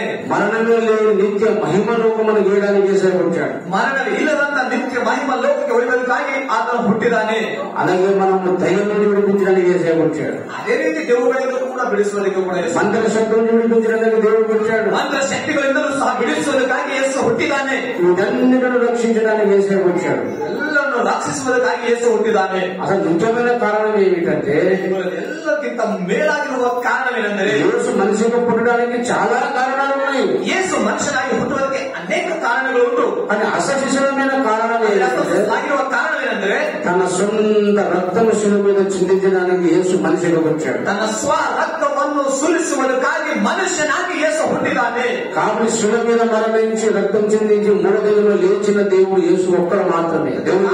ಸಿಲುಬೆಯಲ್ಲಿ ಸತ್ತು ಸಮಾಧಿ ಮಾಡಲ್ಪಟ್ಟ 3 ದಿವಸ ಎದ್ದಿದಂತ ದೇವರು ಯೇಸು ಮಾತ್ರ ಇದ್ದಾನೆ. ఏ దేవుడు రక్తం చిందించిన మన కొరకు? ಯಾವ ದೇವರಾದರೂ ದೇವತೆ ಆದರೂ ರಕ್ತ ನಮಗೋಸ್ಕರ ಸುರಿಸಿದೆಯಾ? మన పాపం కొరకు ఏ దేవుడైనా మరణించాడా? ನಮ್ಮ ಪಾಪಗಳಿಗೋಸ್ಕರ ಯಾವ ದೇವರಾದರೂ ಸತ್ತಿದಾರಾ? మరణం జయించిన దేవుడు ఎవరైనా ఉన్నారా? ಮರಣವನ್ನು ಜಯಿಸಿದಂತ ದೇವರು ಯಾರಾದರೂ ಇದ್ದಾರಾ? అది యేసు దేవుడు ఒక్కడు. దేవుడికి స్తోత్రం కలుగునుగా. ಆದರೆ ದೇವರು ಯೇಸು ಮಾತ್ರ ಇದ್ದಾನೆ. ದೇವರಿಗೆ ಸ್ತೋತ್ರವಾಗಲಿ. కాబట్టి యేసు నామములోనే మనకు రక్షణ. ಅದಕ್ಕಾಗಿ ಯೇಸು ನಾಮದಲ್ಲಿ ನಮಗೆ ರಕ್ಷಣೆ ಇದೆ. పిల్లరా, 3 కారణాలు చెప్పి ఎక్కువ మర్చిపోతుంది. అందుకే రిపీట్ చేసి చెప్తున్నా, అర్థం చేసుకోవాలి. ಈ 3 ಕಾರಣಗಳು ಮತ್ತೆ ಮತ್ತೆ ತಿರುಗಿಸಿ ಹೇಳುವುದು. యేసు నామములోనే మనకు నరకం నుంచి రక్షణ. ఎందుకు? ಮೂಲ ವಾಕ್ಯದಲ್ಲಿ ಓದ್ಕೊಂಡಿದ್ದೇವೆ, ಯೇಸುವಿನ ನಾಮದಲ್ಲೇ ನಮಗೆ ರಕ್ಷಣೆ ಅಂತ ಹೇಳಿ. ఈ నామంలోనే మనం రక్షణ పొందవలేము. ಈ ನಾಮದಲ್ಲಿ ನಿಮಗೆ ರಕ್ಷಣೆ ಇದೆ ಅಂತ ಹೇಳ್ತಾ ಇದ್ದೇವೆ. ఆకాశం కింద ఏ నామంలో మన రక్షణ లేదు. ಆಕಾಶದ ಕೆಳಗಡೆ ಯಾವ ನಾಮದಲ್ಲಿ ರಕ್ಷಣೆ ಅಂತ ಹೇಳ್ತಾ ಇದೆ. నరకం నుంచి ఎవరైనా తప్పించుకోవాలనుకుంటే, ನರಕದಿಂದ ಯಾರಾದರೂ ತಪ್ಪಿಸಿಕೊಳ್ಳಬೇಕಾದರೆ, దయ్యాల నుంచి శాశ్వతంగా తప్పించుకోవాలంటే, ದೇವರಿಂದ ಶಾಶ್ವತವಾಗಿ ಬಿಡುಗಡೆ ಹೊಂದಬೇಕಾದರೆ మనము ఆ రక్షకుడు నమ్ముకోవాలి. ಆ ರಕ್ಷಕನನ್ನು ನಾವು ನಂಬಿಕೊಳ್ಳಬೇಕು. యేసు ఒక్కడే లోక రక్షకుడు. ಯೇಸು ಆತನು ಮಾತ್ರ ಲೋಕ ರಕ್ಷಕನಾಗಿದ್ದಾನೆ. ఆయననే సత్యదేవుడు. ಆತನೇ ಸತ್ಯ ದೇವರಾಗಿದ್ದಾನೆ. ఆయన మాత్రమే మన పాపను క్షమించగలడు. ಆತನು ಮಾತ್ರ ನಮ್ಮ ಪಾಪವನ್ನು ಕ್ಷಮಿಸುವವನು. ఆయన మాత్రమే మనకు పరలోకానికి తీసుకుని వెళ్ళగలడు. ಆತನು ನಮಗೆ ಪರಲೋಕಕ್ಕೆ ಒಯ್ಯುವಂತ ದೇವರು. ఎందుకు? ಯಾಕೆ? యేసు భూమి ఆకాశం సృష్టించాడు కాబట్టి. ಯೇಸು ಭೂಮಿ ಆಕಾಶವನ್ನು ಉಂಟು ಮಾಡಿದ ಅದಕ್ಕಾಗಿ. ఎందుకంటే ಯಾಕಂದ್ರೆ యేసు ప్రభు లేఖన ప్రకారం జన్మించి లేఖనాలను నెరవేర్చిన దేవుడు. ಲೇಖನದ ವಾಕ್ಯವನ್ನು ಅನುಸಾರವಾಗಿ ಹುಟ್ಟಿ ಅವುಗಳ ಅನುಸಾರವಾಗಿ ನೆರವೇರಿಸಿದಂತ ದೇವರಾಗಿದ್ದಾನೆ. యేసు ఆయన గురించి ముందే రాయించుకొని ఆ లేఖలను స్పష్టంగా నెరవేర్చిన దేవుడు కాబట్టి. ಯೇಸುವಿನ ಕುರಿತು ಮುಂಚೆಗೆ ಬರೆಯಲ್ಪಟ್ಟು ಅದೇ ರೀತಿ ಆತನು ಹುಟ್ಟಿ ಬಂದಿದ್ದಾನೆ. ಅದಕ್ಕಾಗಿ దేవునికి స్తోత్రం కలుగును. ದೇವರಿಗೆ ಸ್ತೋತ್ರವಾಗಲಿ. మూడో కారణం ఏమిటంటే, ಮೂರನೇ ಕಾರಣವೇನೆಂದರೆ మనిషి పాపము రక్తముగానే కడగబడుతుంది. ಮನುಷ್ಯನ ಪಾಪವು ರಕ್ತದಿಂದ ಮಾತ್ರ ಪರಿಹಾರವಾಗುತ್ತದೆ. అప్పుడు యేసు మాత్రమే రక్తం చిందించాడు కాబట్టి, ಅದಕ್ಕೆ ಯೇಸು ಮಾತ್ರ ರಕ್ತ ಸುರಿಸಿದ್ದಾನೆ. ఆయనే మనకు రక్షకుడు. ಆತನೇ ನಮಗೆ ರಕ್ಷಕನಾಗಿದ್ದಾನೆ. ఏ నామములో మనకు రక్షణ ఉండదు. ಬೇರೆ ಯಾವ ನಾಮದಲ್ಲಿ ನಮಗೆ ರಕ್ಷಣೆ ಇಲ್ಲ. దేవుడు నరకం నుంచి రక్షించలేడు. ಯಾವ ದೇವರು ಕೂಡ ದೇವತೆ ಕೂಡ ನರಕ ತಪ್ಪಿಸುವುದಿಲ್ಲ. ఏ దేవుడిని పాపం నుంచి రక్షించలేడు. ಯಾವ ದೇವರು ಕೂಡ ಪಾಪದಿಂದ ಬಿಡಿಸುವುದಿಲ್ಲ. ఏ దేవుడిని పాపను క్షమించలేడు. ಯಾವ ದೇವರು ಕೂಡ ಪಾಪಗಳನ್ನು ಕ್ಷಮಿಸುವುದಿಲ್ಲ. యేసు మాత్రమే మన పాపను క్షమించాడు. ಯೇಸು ಮಾತ್ರ ನಮ್ಮ ಪಾಪವನ್ನು ಕ್ಷಮಿಸುತ್ತಾನೆ. సర్వశక్తి కలిగిన దేవుడు. ಶಕ್ತಿಗಳ ದೇವರು. ದೇವರಿಗೆ ಸ್ತೋತ್ರವಾಗಲಿ. హల్లెలూయా, ಹಲ್ಲೆಲೂಯಾ, హల్లెలూయా, హల్లెలూయా. పిల్లరా, యేసు సామాన్య దేవుడు కాదు. దేవునికి స్తోత్రం కలుగును. ದೇವರು ಸಾಮಾನ್ಯ ದೇವರು ಅಲ್ಲ ಪ್ರಿಯರೇ. ఆయన సర్వశక్తి ಆತನು ಸರ್ವಶಕ್ತಿಯುಳ್ಳ ದೇವರು. అంత గొప్ప దేవుడు నమ్ముతున్నాము. ಅಷ್ಟು ದೊಡ್ಡ ದೇವರನ್ನು ನಾವು ನಂಬಿದ್ದೇವೆ. మన నమ్ముతున్న దేవుడు సామాన్యుడు ನಾವು ಅನ್ಕೊಂಡಿರೋ ನಂಬಿರೋ ದೇವರು ಸಾಧಾರಣ ದೇವರಲ್ಲ. మన భూమిని ఆకాశాన్ని సృష్టించిన దేవుడు ಭೂಮಿ ಆಕಾಶವನ್ನು ಉಂಟು ಮಾಡಿದ ದೇವರು ಆತನು. మరణ జయించిన దేవుడు ಮರಣವನ್ನು ಜಯಿಸಿದ ದೇವರಾಗನು. అప్పుడు ధైర్యంగా యేసుని గురించి ప్రకటించాలి. ಅದಕ್ಕಾಗಿ ಧೈರ್ಯದಿಂದ ನಾವು ಯೇಸುವನ್ನು ಪ್ರಕಟಿಸಬೇಕು. యేసుని గురించి చెప్పడానికి ఎన్నో ఆధారాలు ఉన్నాయి మనకు. ಯೇಸುವಿಗೋಸ್ಕರ ಹೇಳುವುದಕ್ಕೆ ಅನೇಕ ಆಧಾರಗಳು ಉಂಟು. చరిత్ర ఆధారం ఉన్నది, ಚಾರಿತ್ರಿಕ ಆಧಾರವಿದೆ, లేఖన ఆధారం ఉన్నది, ಲೇಖನ ವಾಕ್ಯದ ಆಧಾರವಿದೆ. అలా మన మనస్సాక్షి కూడా మనం తర్కం కూడా మనం ఒప్పుకుంటున్నాం. ಅದೇ ರೀತಿ ನಮ್ಮ ಮನಸ್ಸಾಕ್ಷಿಯನ್ನು ಕೂಡ ಜನರನ್ನು ಒಪ್ಪಿಸುವಂತ అన్ని ఆధారం ఉండగా మనం స్వాత ప్రజలని భయపెందుకు? ಎಲ್ಲ ಆಧಾರಗಳು ಇರುವಾಗ ಸುವಾರ್ತೆಯನ್ನು ಹೇಳುವುದಕ್ಕೆ ನಮಗೆ ಭಯ ಯಾಕೆ? ఆ గొప్ప దేవుడు ప్రపంచానికి భయపెందుకు? ಆ ದೊಡ್ಡ ದೇವರಿಗೆ ಪ್ರಚುರಪಡಿಸೋದಕ್ಕೆ ಯಾಕೆ మనకు భయపడవలసిన అవసరం లేదు. ನಾವು ಭಯ ಬೀಳುವ ಅವಶ್ಯಕತೆ ಇಲ್ಲ. మన దేవుడు చాలా భయంకరమైన భయపడాలి. ನಮ್ಮ ದೇವರು ಬಹಳ ಭಯಂಕರವಾದ ದೇವರು ಎಂದು మన దేవుడు అగ్నివంటి వాడಲ್ಲ. ನಮ್ಮ ದೇವರು ದಹಿಸುವ ಅಗ್ನಿಯನ್ನು ದೇವರು మనం భయపడవద్దు. ಅದಕ್ಕಾಗಿ ನಾವು ಯಾರಿಗೆ ಹಂಚ ಅವಶ್ಯಕತೆ ನಮ್ಮ ಪ್ರಾಣ ಹೋದ ಭಯವನ್ನು ಪ್ರೇರಿಸುವ కర్ణాటక ప్రభుత్వం ఒక చట్టం తెచ్చింది. ಒಂದು ಚಟ್ಟ, ಒಂದು ರೂಲ್ ಬಂದೆ. యేసునామం ప్రకటించదు, ఎవరికి బాప్తిసం లేకపోతే జైలు వేస్తారని చట్టం వచ్చి ಯೇಸು ಸ್ವಾಮಿ ಬಗ್ಗೆ ಸುವಾರ್ತೆ ಹೇಳಬಾರ್ದು, ಇಲ್ಲಾಂತಂದ್ರೆ ಜೈಲು ಹಾಕ್ತೀವಿ ಅಂತ ಚಟ್ಟ ಬಂದೆ. చాలా మంది ఏమంటున్నారంటే క్రైస్తవ సమాజము ಇವಾಗ ಕ್ರೈಸ್ತ ಜನರು ಏನ್ ಅನ್ಕೋತಿದ್ರೆ ಜಾಸ್ತಿ ಅಂದ್ರೆ రాజ్యాంగ ప్రకారం మా మతాన్ని ప్రకటించుకొని విశ్వాసాన్ని ప్రకటించుకొని మాకు అధికారం ఇచ్చింది రాజ్యాంగం అని. ಭಾರತ ಸಂವಿಧಾನ మా మతాన్ని ప్రకటించుకోవచ్చు అనే స్వేచ్ఛ ಭಾರತ ಸಂವಿಧಾನ ಏನ್ ಹೇಳಿದೆ ಅಂತಂದ್ರೆ ಯಾರ ಮತವನ್ನು ಅವರು ಸ್ವೇಚ್ಛವಾಗಿ ಪ್ರಚುರಪಡಿಸಿಕೊಂಡು ಹೇಳ್ಕೋಬಹುದು ಅಂತ ಸಂವಿಧಾನ ಹೇಳಿದೆ. భారత రాజ్యాంగం ప్రకారము ಭಾರತದ ರಾಜ್ಯಾಂಗ ಬಾಬಾ ಸಾಹೇಬ್ ಬರೆದಿದ್ದು ಪ್ರಕಾರ 25వ ఆర్టికల్ ప్రకారము 25ನೇ ಆರ್ಟಿಕಲ್ ಸಂಖ್ಯೆ ಪ್ರಕಾರ మనం విశ్వాసాన్ని మన మత ప్రచారం చేసుకోవచ్చు. ನಾವು ನಂಬುವ ವಿಶ್ವಾಸವನ್ನು ಮತವನ್ನು ಪ್ರಚಾರಪಡಿಸಬಹುದು. ఎవరైనా స్వతంత్రంగా బాప్తిసం పొందొచ్చు. ಯಾರಾದ್ರೂ ಪರವಾಗಿಲ್ಲ, ಸ್ವತಂತ್ರದಿಂದ ಅವರು ದೀಕ್ಷೆ ಮಾಡಿಸಬಹುದು. అది రాజ్యాంగం అధికారం ఇచ్చింది. ಇದು ನಮಗೆ ಕೊಟ್ಟಿರುವಂತಹ ಭಾರತ ಸಂವಿಧಾನ. అదే స్వతంత్ర ఇలాంటి కర్ణాటక ప్రభుత్వం దానికి అడ్డగిస్తున్నది. ಆದರೆ ಇವಾಗ ಇರುವಂತ ನಮ್ಮ ಕರ್ನಾಟಕ ప్రభుత్వం ಅದಕ್ಕೆ ಅಡ್ಡಿ ಮಾಡ್ತಾ ಇದೆ, ಎದುರು ಮಾಡ್ತಾ ಇದೆ. ఇప్పుడు చాలా మంది కర్ణాటక రాష్ట్రంలో చాలా దాడులు జరుగుతున్నది. ಇವಾಗ ಈ ಕರ್ನಾಟಕ ಪ್ರಾಂತದಲ್ಲಿ ಅನೇಕ ಅಡೆತಡೆಗಳು ನಡೀತಾ ಇದೆ. ప్రార్థన చేసిన జైలు వేస్తున్నారు, ಯಾರಾದ್ರೂ ಪ್ರಾರ್ಥನೆ ಮಾಡಿದ್ರು ಕೂಡ ಜೈಲಲ್ಲಿ ಹಾಕ್ತಾ ಇದ್ದಾರೆ. ఎక్కడైనా మనం బాప్తిసం ఇచ్చిన జైలు వేస్తున్నారు. ಎಲ್ಲಾದ್ರೂ ಬ್ಯಾಪ್ಟಿಸ್ಮ ದೀಕ್ಷೆ ಮಾಡಿದ್ರು ಜೈಲು కొంతమంది RSS కార్యకర్తలు వాళ్ళే సేవకులు కొడుతున్నారు, చర్చలో ఉన్న విశ్వాసం పెడుతున్నారు. ಕೆಲವರು RSS ಅವರು ಸೇವಕರು ಕೂಡ ಉಳಿತಾ ಇದ್ದಾರೆ. వాళ్ళే చాలా మంది సంఘంలో వచ్చి చర్చలో వచ్చి ಸಭೆ ಒಳಗೆ ಆರಾಧನೆ ನಡೀತಿರುವಾಗ ಬಂದು ಅವರು ಗಲಾಟೆ ಮಾಡುವುದು, ಹೊಡೆಯುವುದು ಮಾಡ್ತಾ ಇದ್ದಾರೆ. మీరేం చేయాలంటే ఇప్పుడు ಅವಾಗ ನೀವೇನ್ ಮಾಡ್ಬೇಕು? మనం ప్రార్థన చేస్తున్న వాళ్ళు లోపల వచ్చిందనుకో వాళ్ళు తోమాలే ఫస్ట్. ನಾವು ಪ್ರಾರ್ಥನೆ ಮಾಡುವಾಗ ಅವರು ಒಳಗೆ ಬಂದಾರ ಅನ್ಕೊಳ್ರಿ. ఎందుకంటే మన ఇంటికి వచ్చి మన కొట్టడం ఏంటిది? అలాగే మన చర్చలో వచ్చి మనం ఏమైనా కొట్టిననుకో, డిస్టర్బ్ చేసిననుకో, ನಾವು ಆರಾಧನೆ ಮಾಡುವಾಗ ಬಂದ್ ಡಿಸ್ಟರ್ಬ್ ಮಾಡಿ ಅನ್ಕೊಳ್ರಿ. కొంతమంది క్రీస్తు విరోధులు ఉన్నారు. ಕೆಲವರು ಕ್ರಿಸ್ತು ವಿರೋಧಿಗಳಿದ್ದಾರೆ. వాళ్ళు జై శ్రీరామ్ అనుకుంటూ చాలా మంది సేవకులు కొడుతున్నారు. ಅವರು ಜೈ ಶ್ರೀರಾಮ್ ಅನ್ನುತ್ತಾ ಒಳಗೆ ಬಂದು ಅವರು ಹೊಡಿತಾ ಇದ್ದಾರೆ ಸೇವಕರಿಗೆ. అంత 100 మంది ఆరాధిస్తూ ఉండి వాళ్ళు ఇద్దరు ముగ్గురు వచ్చి జై శ్రీరామ్ అని వాళ్ళు డిస్టర్బ్ చేస్తారు. 100-200 ಜನ ಇದ್ದು ಆರಾಧನೆ ಮಾಡ್ತಾ ಇದ್ದಾರೆ. ಅವ್ರು 200 ಜನರು ಬಂದು ಒಳಗ ಅಷ್ಟು ಗಲಾಟೆ ಮಾಡ್ತಾ ಇರ್ತಾರೆ. మనలేమో మన మౌనంగా ఉండరు. ಈ ನಮ್ಮ ಕ್ರೈಸ್ತ ಮಕ್ಕಳು ಏನ್ ಮಾಡ್ತಾರೆ? ಮೌನವಾಗಿ ಪುರಿಮರಿ ಕಪ್ಪೆ ಕೂಡ್ತಾರೆ. దేవుడు బాగా మెచ్చుకుంటాడు మాకు అనుకుంటాడు. ದೇವರು ನೋಡ್ಕೊತಾನ್ರಿ ಅಂತ ಹೇಳಿ ಕೂಡ್ತಾರೆ. మెచ్చుకుంటాడా? మెచ్చుకోతాನ ಅಂತ ಅನ್ಕೊಳ್ಳ. వాడు దుర్మార్గుడు ఎవరు వచ్చి యేసుప్రభువును దూషించి మన చర్చలో వచ్చి దాడి చేస్తే మనం మౌనంగా ఉంటామా? ಅವ್ರು ಯಾವ ಎತ್ನೋ ಬಂದು ನಮ್ಮ ಚರ್ಚಿನಾಗ ಬಂದು ನಮ್ಮೇಲೆ ದಾಳಿ ಮಾಡ್ತಾ ಇದ್ರೆ ನಾವು ಸುಮ್ಮನೆ ಕೊಡ್ಬೇಕಾ? వాళ్ళకి కాళ్ళు చేతులు మనం వెలగొట్టి జైలు కేసు పెట్టాలి. ಅವ್ನ ಕೈ ಕಾಲು ಮುರಿದು ನಾವು ಕೇಸ್ ಹಚ್ಚಿ ಅವ್ನಿಗೆ ಜೈಲಿಗೆ ಕಳಿಸ್ಬೇಕು. మనమే తీసుకోపోవాలి. ನಾವೇ ತಗೊಂಡೋಗ್ಬೇಕು ಪಾಠದ ಜೈಲಿಗೆ. ఎవరు తీసుకోవాలి? మనమే తీసుకోవాలి. ಯಾರು ತಗೊಂಡೋಗ್ಬೇಕು? ನಾವೇ ತಗೊಂಡೋಗ್ಬೇಕು. కేసు రాసుకోండి సార్. ಕೇಸ್ ಬರ್ಕೊಳ್ಳೋ ಸಮಯ ಅಂತ ಹೇಳಿ ಹೇಳ್ಬೇಕು. ಪೊಲೀಸ್ ಸ್ಟೇಷನ್ಗೆ ಹೋಗಿ ఏం రాసుకోవాలి? ಏನ್ ಬರ್ಕೊಳ್ತೀವಿ? వాని గర్వం ఫస్ట్ పక్కన అడుగుతాడు. ಅವನಿಗೆ ಕೇಳಿದ ಮೇಲೆ ಯಾಕೆ ಬರ್ಕೋಬೇಕು ಅವನಿಗೆ ಕೇಳಿ ಅನ್ಬೇಕು. ఎందుకు ఏమైతే వాళ్ళు పోలీసులు అడుగుతారు. వాళ్ళకి ಯಾಕೋ ಏನಾಗಿದೆ ಪೊಲೀಸರು ಅವನಿಗೆ ಕೇಳ್ತಾರೆ. మాకు పాస్టర్ చర్చలు అందరూ కలిసి మాకు కాల్చి నిలబెట్టిరు సార్ అంటాడు. ಚರ್ಚಿನವರು ಎಲ್ಲರೂ ವಿಶ್ವಾಸಿಗಳು ಪಾಸ್ಟರ್ ಎಲ್ಲರೂ ಕಲ್ತು ನಮ್ ಕೈ ಕಾಲು ಮುರಿದಾಗಿದೆ ಅಂತ ಅವ ಪೊಲೀಸರಿಗೆ ಹೇಳ್ತಾರೆ. పోలీసులు అడుగుతారు. ಪೊಲೀಸರು ಕೇಳ್ತಾರ ఎందుకు నిలబెట్టిరు? ಯಾಕೆ ಮುರಿದ ಕೈ ಕಾಲು? అదే వానికి అడుగు. ಅದಕ್ಕೆ ಅವನಿಗೆ ಕೇಳ್ರಿ.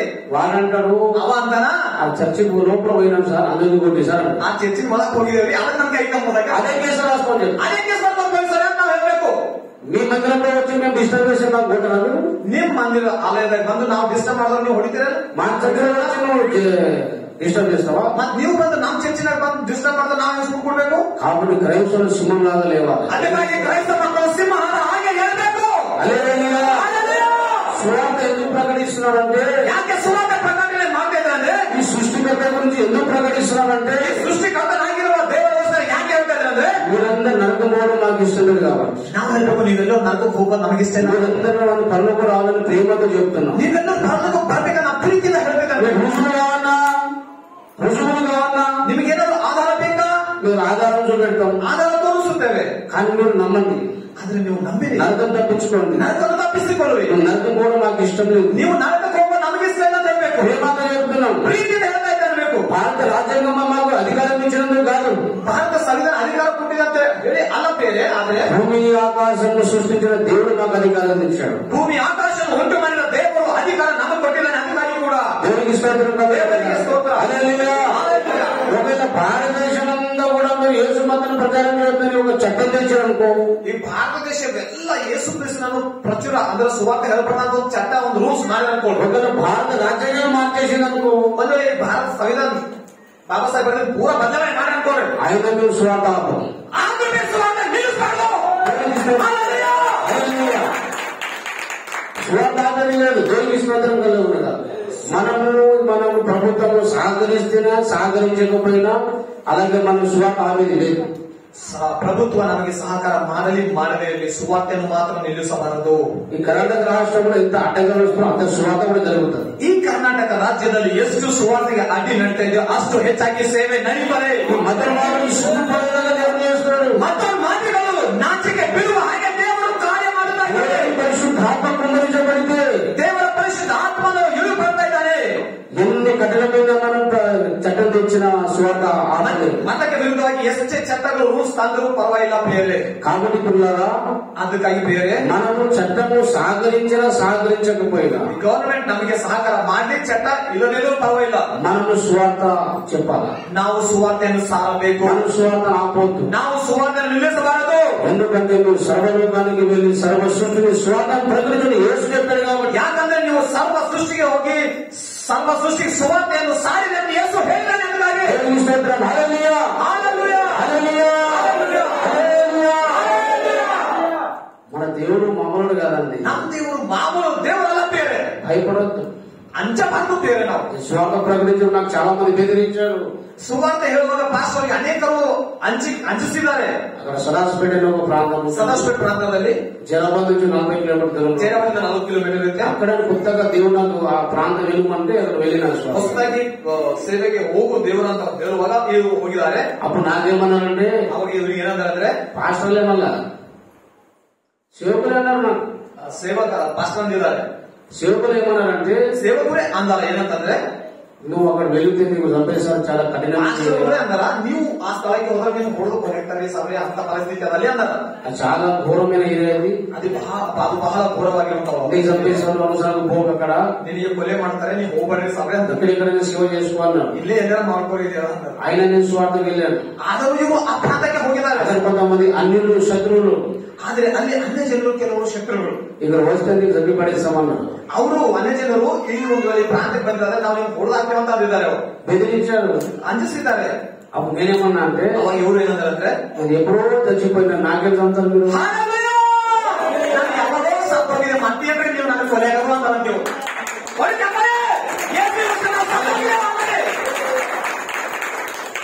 अब जो मैं वापस इंडिया जमीन में मर गया, मरने वाले आदमी को और कौन मार सकते? कितने बार मारते भाई, हम ऑलरेडी मर गए. ये जमीन में तो सत्तगे ऑलरेडी వాడు కిందికి పైకి చూస్తున్నాం. నువ్వు బతికంలో మన చచ్చిపోయినా అంటావు. బతికేదమ్మా సత్తుగిరా ఏంటంటే, ఎప్పుడైతే నేను బాప్తిసం తీసుకున్నానో, ಯಾವಾಗಾದ್ರೂ ನಾನು ದೀಕ್ಷಾಸ್ನಾನ ಮಾಡಿಸ್ಕೊಂಡಿದ್ದೇನೋ ఆ రోజు నేను చచ్చిపోయినా. ಅವತ್ತೇ ನಾನು ಸತ್ತೋಗಿದ್ದೆಲ್ಲೋ. నువ్వు చంపిన బాధ లేదు, ನೀನು ಕೊಲೆ ಮಾಡಿದ್ರು ಪರವಾಗಿಲ್ಲ, నరికిన బాధ లేదు, ನನಗೆ ಕಳೆದ ಹಾಕಿದ್ರು ಬಾಧ ಇಲ್ಲ.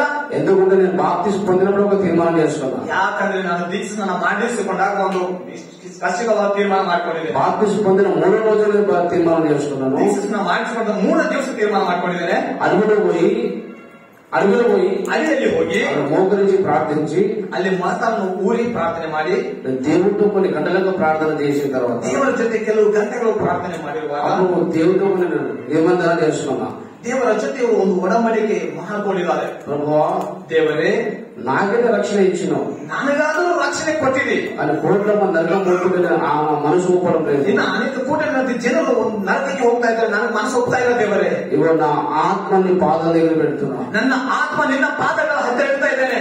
నేను చంపినా సరే, ನನಗೆ ಅವ್ರು ಕೊಲೆ ಮಾಡಿದ್ರು ಪರವಾಗಿಲ್ಲ, నా శరీరాన్ని 1,00,000 ముక్కలు చేసినా సరే, నా శరీరానికి 1,00,000 ముక్కలు, ನನ್ನ ಶರೀರಕ್ಕೆ 1,00,000 ಪೀಸ್ ತುಂಡು ತುಂಡಾಗಿ ಮಾಡಿದ್ರು ಪರವಾಗಿಲ್ಲ, నేను మాత్రం సువార్త ನಾನು ಮಾತ್ರ ಸುವಾರ್ತೆ ನಿಲ್ಲುವುದಿಲ್ಲ ಅಂತ ಹೇಳ್ತಾರೆ.